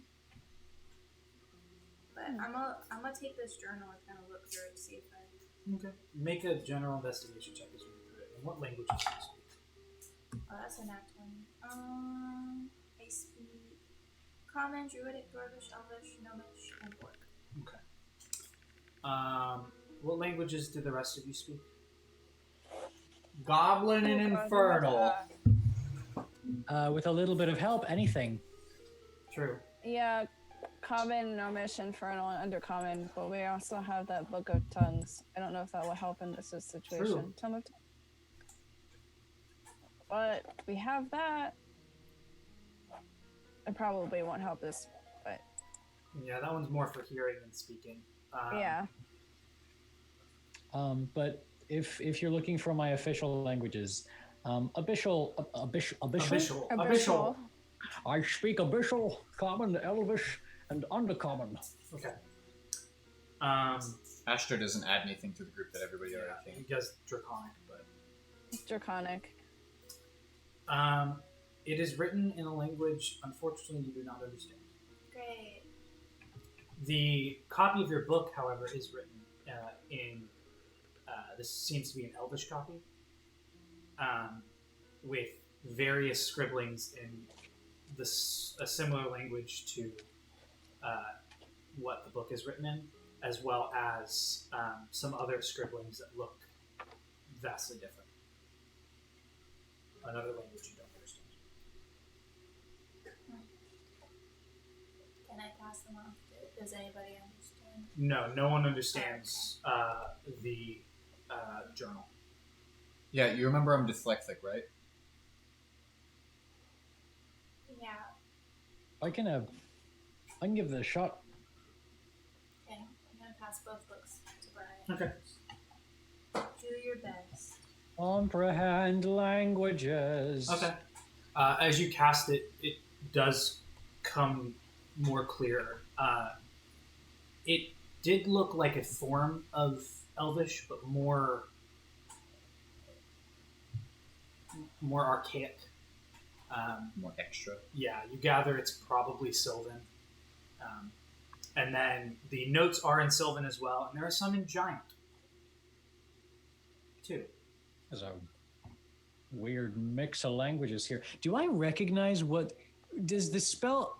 It doesn't say it in the text, but do I realize what these spells are, or can I just like thump the meaning into my head? You can read it, but based off of the general runes of it and what you've seen, it's more of, oh, I know this is Sylvan, I just can't read it or understand it. You can gather easily that it is that language. It's not, if you speak Elvish, you would know what Sylvan looks like. You just wouldn't understand it. And then you guys have run into giants in the past, so that's why. Okay. So. This is a weird dialect. Yeah. Go ahead and make an investigation check as you read through it. I'll add the bonus in yours. I don't want that nat 20 to go to waste. So. There we go. That's a 7. 7. Okay. I'll say you get advantage with it, just because Zinnia did roll a natural 20. That's 13. 13. Slightly better. Wait. Sorry, 14. 14. Okay. A lot of it doesn't make sense. Not in the necessary, not in the way of I don't get what this is saying, but more in the way of it seems to be very, very, very. What I can liken it to is if you, David, I don't know if you know a lot about quantum physics or astrophysics. My intelligence in that regard would be a 2. Okay, so it'd be kind of like you picking up an astrophysics book and looking at it and going like, okay, it's got numbers and letters. Not that dumbed down, but it has a lot to do with nature and doesn't fully grasp onto you what the meaning of it is. If I just kind of read this out to Zinnia, would she be able to understand this better? Probably. I'm going to do that.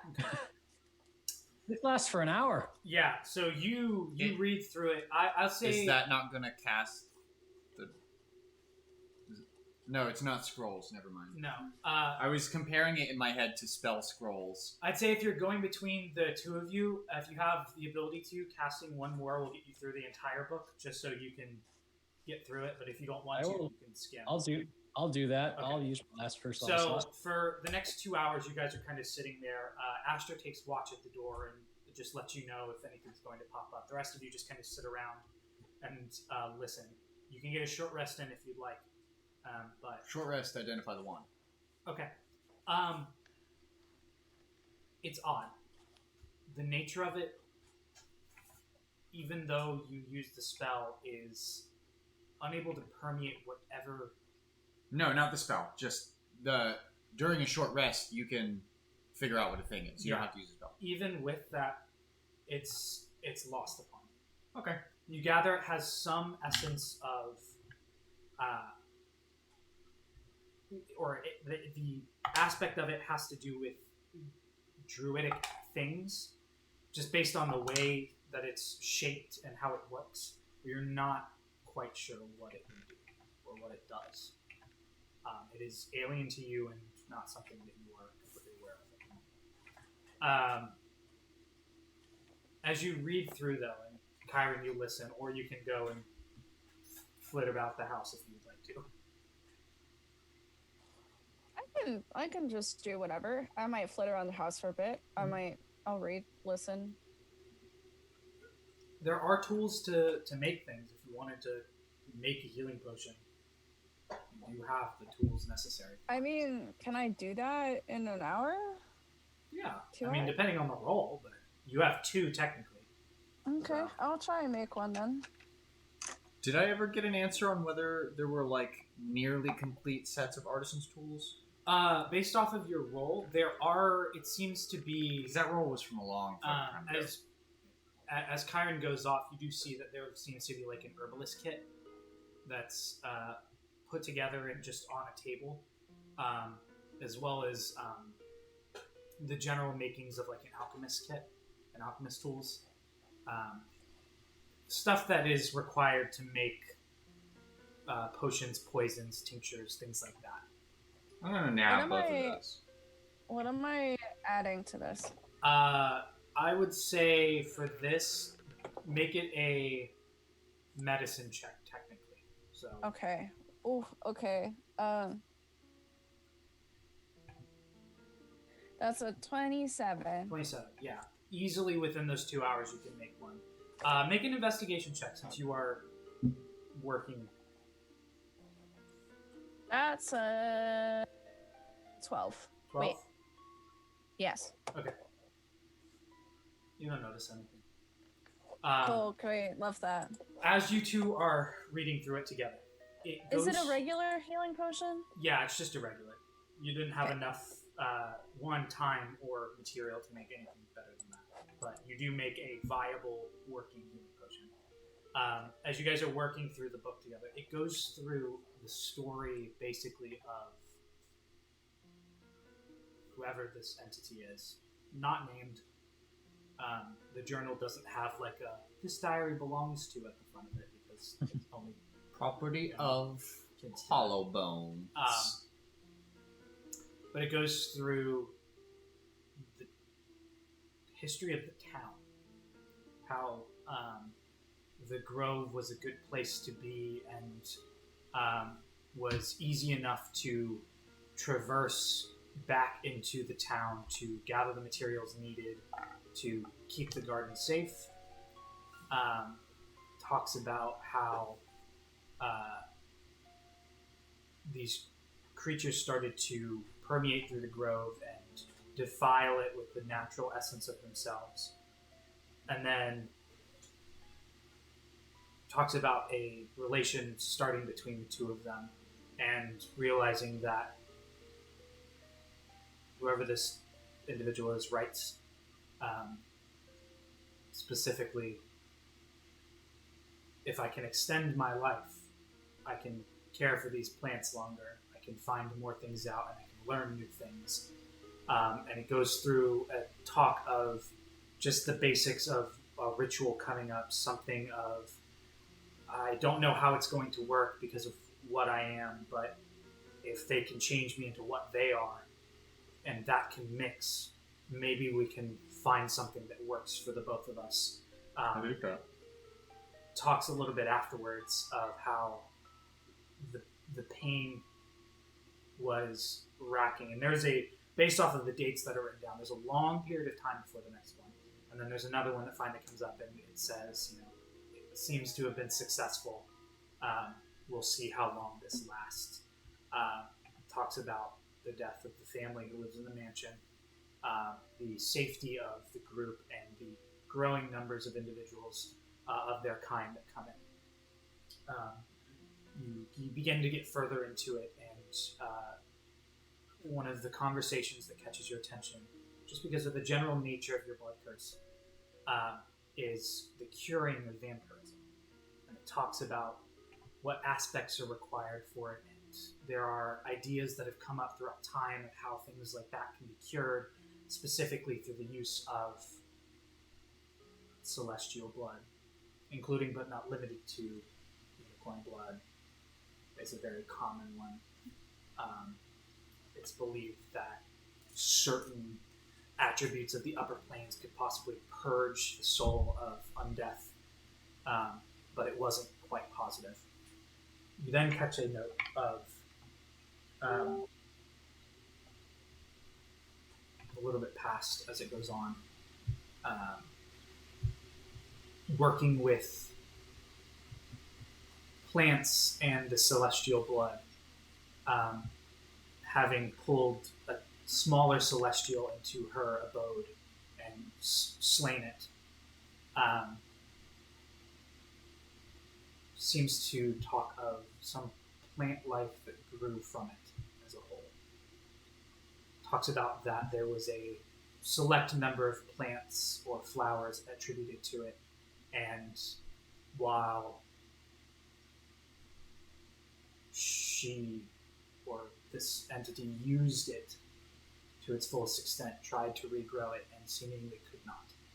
And then found that through continuous usage of trying to figure out this cure for vampirism, that each celestial that died, depending on how large, small, or the essence of it, granted out how many flowers would produce.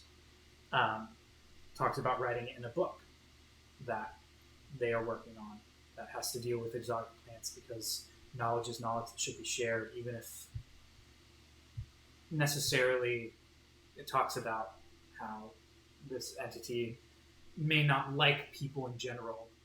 It still feels though this information should be shared to others of her kind, and you're not quite sure which side of that that's attributing to.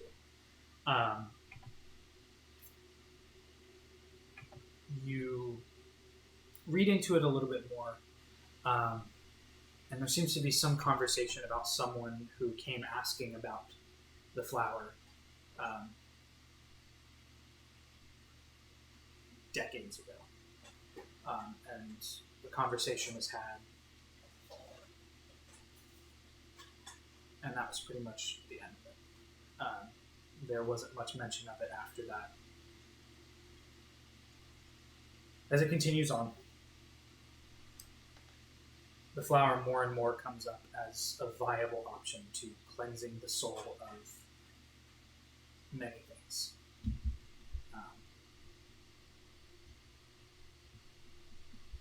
Says that there is a grounds now that this creature uses as a place where they can use it to grow, because it doesn't need sunlight and it doesn't need really anything. It just grows in, and you can sense the sarcasm, Brian, in this as you guys are reading it. Remembrance of these creatures that are slain. One of the last entries in the book, as you guys continue reading in and reach the final point of 2 hours, is a mention of going back to this place. And throughout the readings that you gather, it is a small, somewhat hidden cave on the north west side of the grove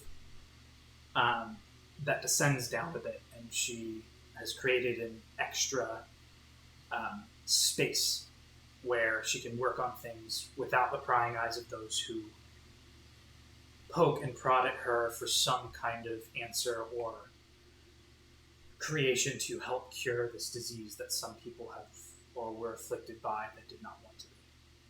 And that's basically where it stops. It doesn't seem to have any other... There seems to be still a chunk of the book left, but it doesn't seem to have any other instances of it. And what are your guys' passive insights? 12. No, the two that are reading. 14. 18? Okay. Just gathering based off of what you've read, and now kind of rising suspicion and confirmation that whoever this person is indeed wrote this.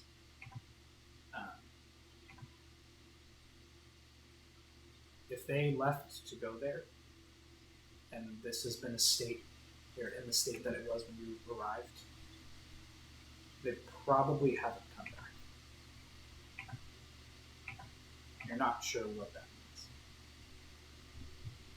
So, as the 2 hours finishes, and you guys sit there, new healing potion in hand, and with more information, Gideon, Asher doesn't seem to nod or prod anything.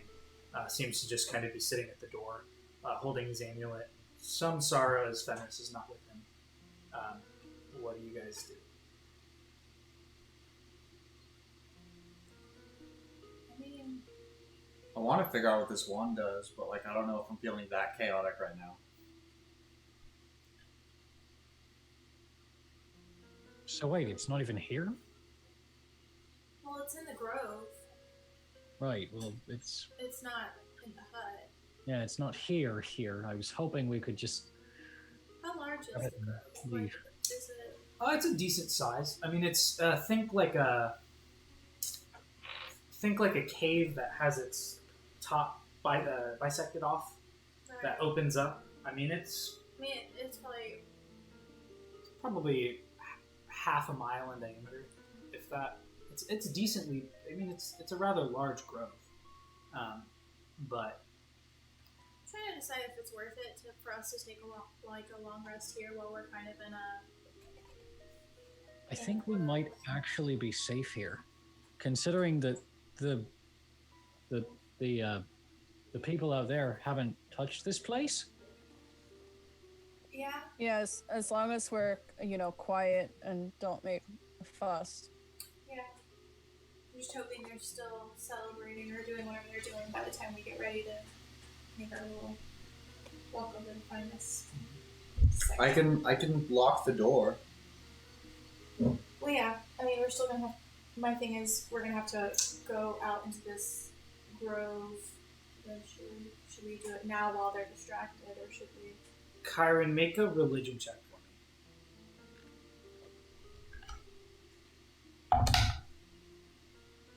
Okay, sorry, the first one was cocked, but you didn't hear that because I was muted.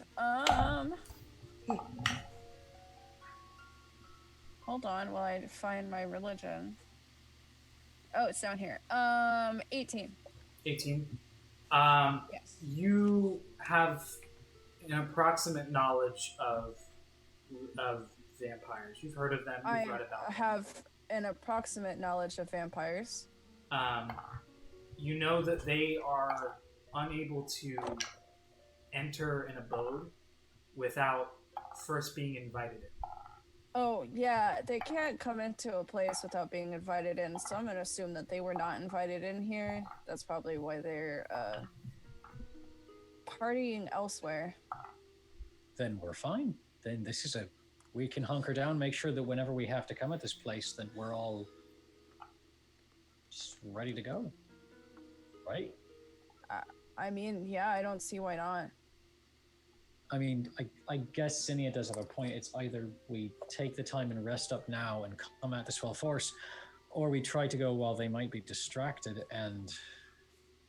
I don't know. Well, perhaps Yeah. we can sneak out of here while they're all sleeping. They do sleep at a certain time, right? Like during the day? Did we get... With your vampire knowledge, you would know that they do not require sleep. Okay, they don't require sleep. I lied. Then why do they have coffins if they don't sleep? You would For the know based aesthetic. off your religion roll that it is a momentary rest. If they were ever thrust out of their physical form, they turn into some mist-like form. and Oh, then right. reform Okay, in the right. coffin. Okay. Or That their is fair. resting So place. so basically, we just need to explode them all. It'll be fine. It'll be fine.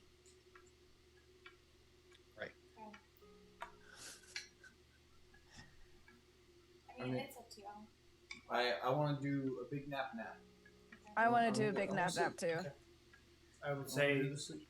taking the necessary precautions, you can lock the door if you want.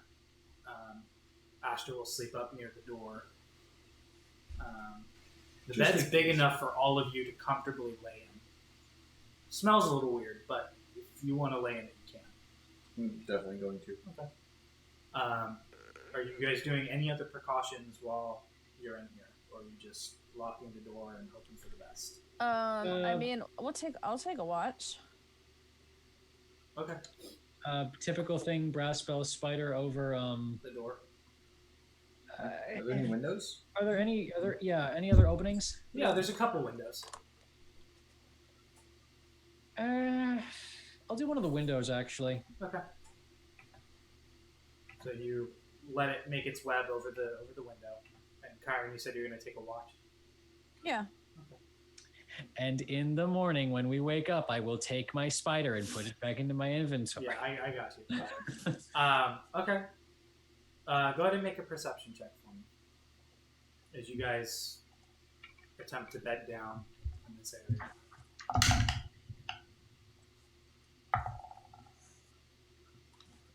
I don't know why I grimaced. It's a 20. You sit up there with Astra, who kind of dozes off after a while, and you kind of just pay attention.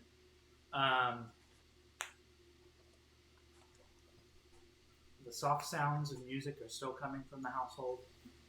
You gather that individuals that don't need to sleep probably have a party for quite a long time. Granted, you don't even know how long they've been partying, so it could have been a very long time. It's just full on Great Gatsby out there for like You guys forever. easily find sleep. The exhaustion takes over, and you guys are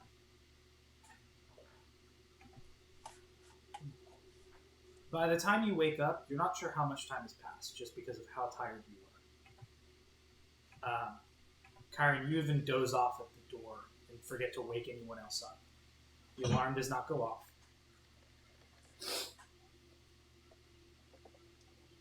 Nothing really happens. But when you do wake up, you realize that the music is stopped.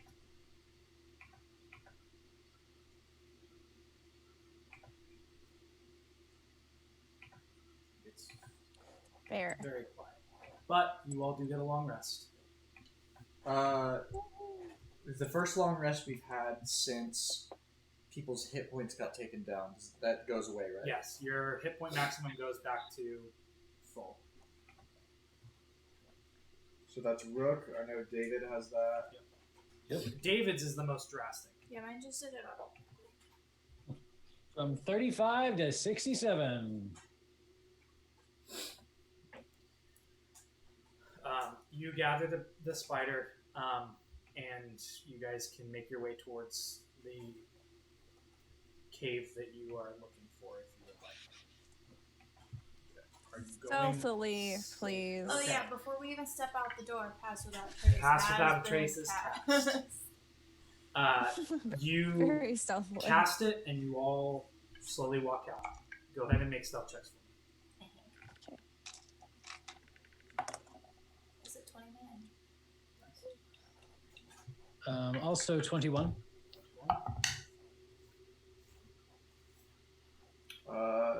22. 30. And 16. Astrid?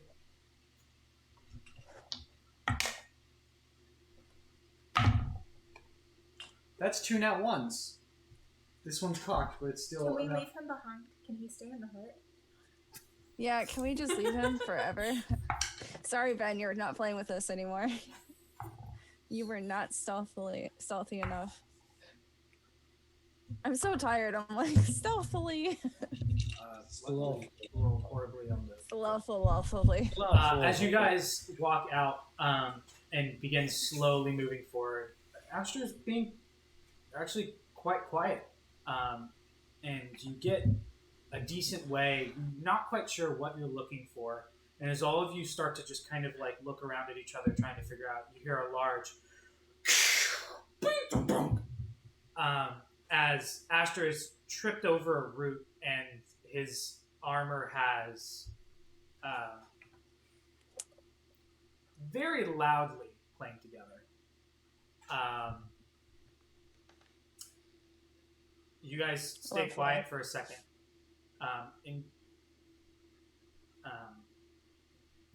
Nothing seems to happen for a quick second until Zinnia. You notice there seems to be about 4 individuals who've made their way on top of the roof of the mansion and are starting to look around.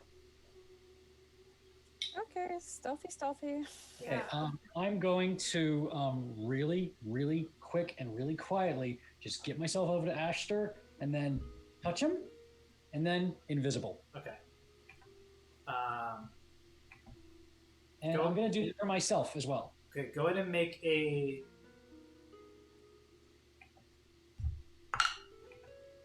Go ahead and make a initiative roll for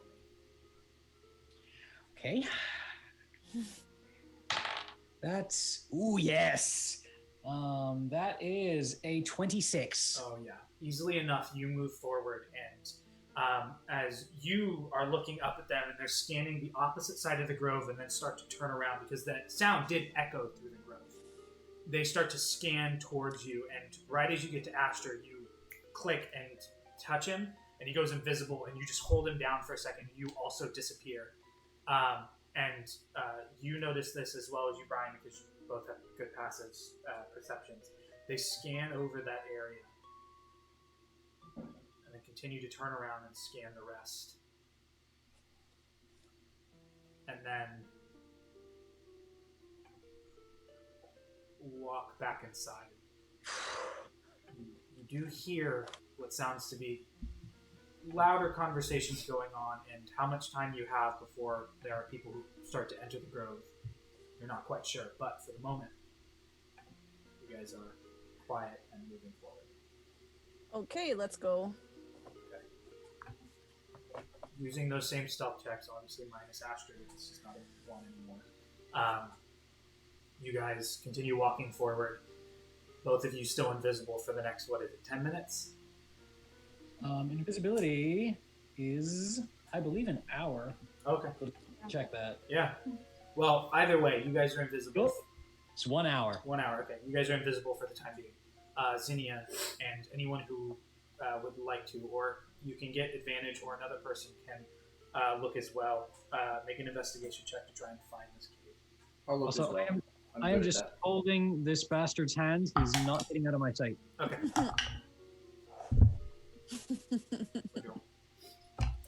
Naturally, we both rolled 5s. Mine's a 13 though. 6 overall.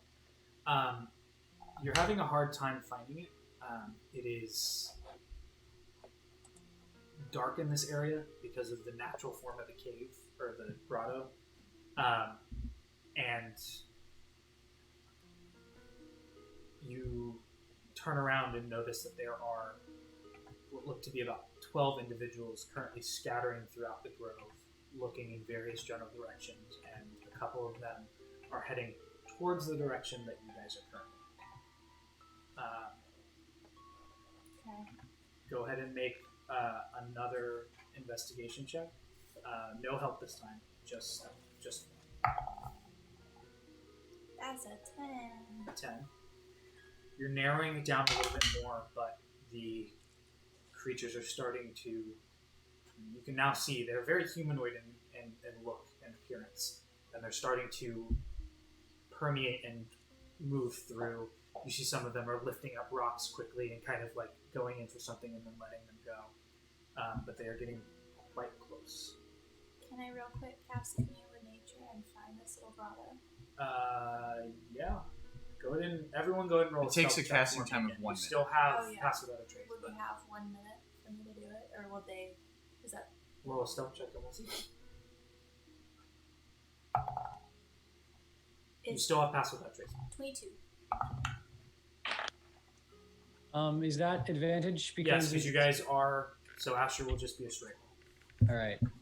Thank God, because that first roll was in that one. It's fine. It's fine. It's fine. You get the plus 10. That is a 24. 24. 19 for Asher. And then you and Rook and Kyron. I rolled a natural 20, so that's a 32. Okay. I was 9 plus 10 plus 4 is 23, and Rook is 28. Okay, yeah, you guys move against the wall. Kyron, your natural skin tone matching the stonework behind you. You just fade out of existence against the wall as a cleric, rolling some rogue numbers. But you guys stay very quiet and kind of stick close to the ground. You watch as not being able to,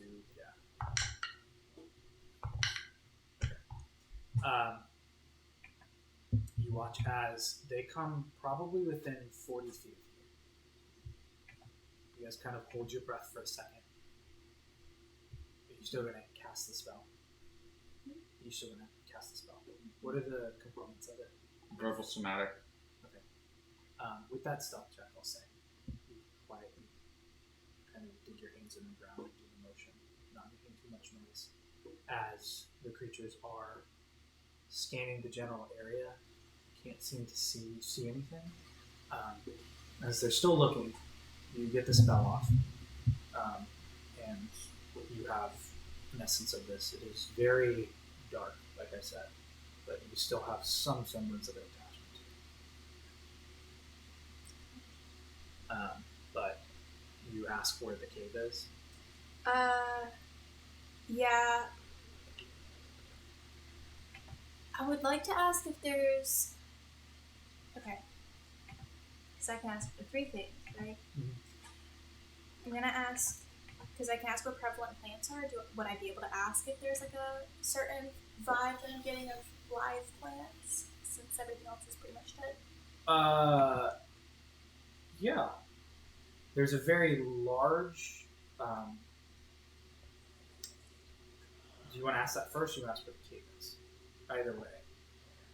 I'll ask where the cave is Okay. first. Cave, you gather, it kind of pushes off. It looks like there's a little piece that looks like it's butted against that, but it's got about a 5-foot space that you can go behind, and then it goes behind there. It's pretty well hidden, but that they kind of lead you there, and you're kind of pulled and drawn that way. As you ask the question about prevalent plant life, you get a very strong pull in the same direction. Not quite sure what exactly, but there is some semblance of plant life that is heavily in that general area. So, and then your third question. Before I ask my third question, where are we in reference to the direction? Like to the? Can I see the cave entrance, or is it still like? You can see it slightly. Like now that you have a pinpoint of where it is, you can see it just off. It's about 20 feet from the rest of you. You guys have just missed it. But these creatures are moving closer, and then there's what sounds to be like a call off on the opposite side of the grove, and all of them kind of turn around, and they begin to race off towards that direction.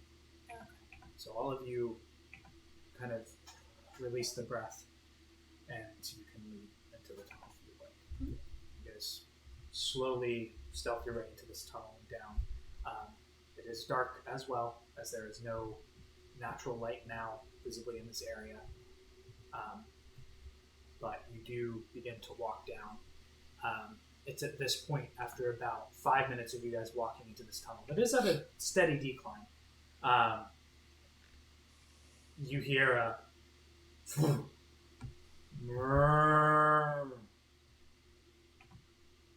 and A cow? Ashter steps back on to Fenris and begins riding again.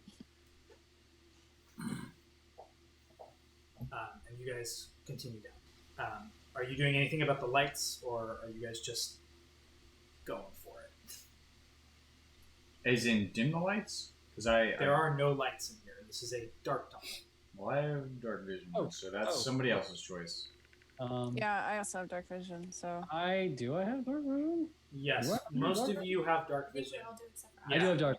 It's still hard to see. It is pitch black. There is no light that is cascading in this area. Can we do a very dim one little dancing light? I think I can do a single. A very dim, Oh, very dim. You can choose the color. Up to 4, so I'm just gonna make 1. I can also produce flame, which is only 10 foot, 10 foot radius bright, an additional 10-foot radius dim. Yeah. Oh, mine's just 10-foot radius dim. I can Yeah. just. Oh yeah, that's even better. So you guys kind of huddle around this light and begin moving forward. You're not sure where this lab that she talked about is, or this area. But you guys have been walking for some time, and that vegetative smell starts to hit you again, and you gather that somewhere forward there's some kind of vegetation.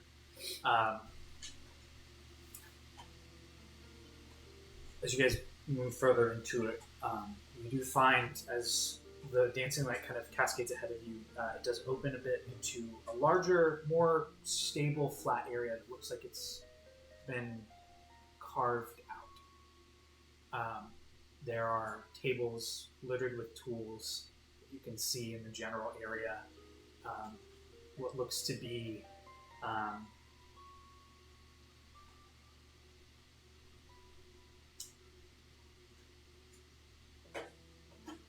whatever small workshop, whoever this entity was. Make a perception check as you look around. Just in there. It's a 11. 11? Okay. Actually, Brian, you can too because your passive's pretty decent.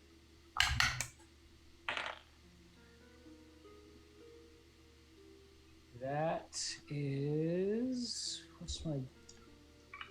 You said perception, right? Yeah. That's a 25. 25. So as you are looking around and all of you kind of spread out in this room, which is not rather large side to side, but it's quite tall. It's about 20 feet tall and maybe 30 feet end to end on both sides. It looks like there's another tunnel that continues down further ahead of you. But as you're looking around, you do notice the ground looks interesting. It looks like there was some sort of scuffle. There seems to be large blasts of what seem to be scorch marks on one way, and faint small bits of.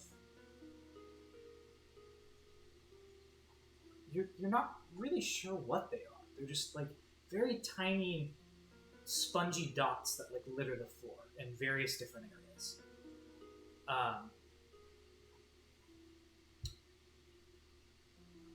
There's nothing here. You see what looks to be a vine that's growing out of the ground up against the wall, but there are no flowers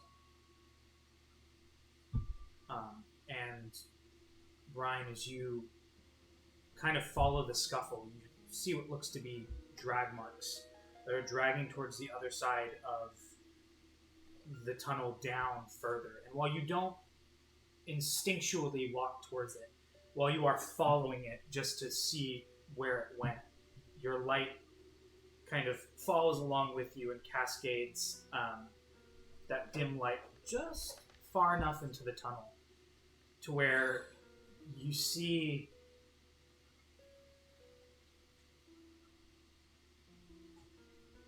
something that immediately instills a cold fear into your system. What looks to be a large,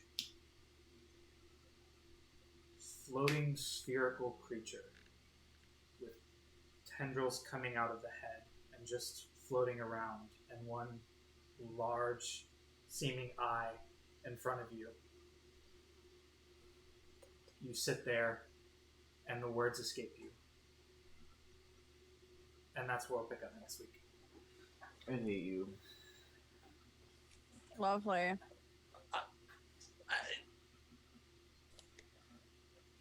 Well, So- at least we get a long rest before that. That was... Yeah, Jesus, if we went into that with like 2 hit points. You'd see us turn on our heels and walk back out so fucking That's quick. when I lose my D&D game. Bye. Yeah. Sorry, Zinnia, figure it the fuck out. Yeah, I'm just like, Zinnia's gonna die right before she gets her last piece Yeah, of but care. this is where we'll pick up next week. We are going to have a shorter session next week. We did get time to actually play right before Thanksgiving, so we will have a Tuesday game. Just truncated. Yeah, just shorter. Maybe no break and just 2.5 hour or 2 hour thing. So thank you for joining us tonight. We appreciate it. Again, we have our next episode of a mini painting on Thursday. We're going to be painting mimics. I finally got my hands on them. Thanks to everyone who stuck around. I understand that it is a Tuesday, so things happen and life is continuing tomorrow. make sure that you follow us on our socials. If you haven't followed us on Twitch already, please consider following us. If we get to 100 followers before the end of the month, Chris and I are going to paint big wyvern boys. So that'll be fun. So get your friends to come on and follow because we'd love to spend money and paint. Subscribe if you can. We understand right now is a tough time for money. Don't forget to resubscribe if you have Twitch Prime because that's necessary. Again, we appreciate you for coming out. All of us love it. I enjoy doing this on Tuesday nights. Tomorrow's a new day. Things are getting better. The chaos of the world is starting to slowly diminish. And remember to just smile. I know that sounds very but just, it's okay. We'll get through this together. Thank you again, and we'll see you next week. Good night. Night.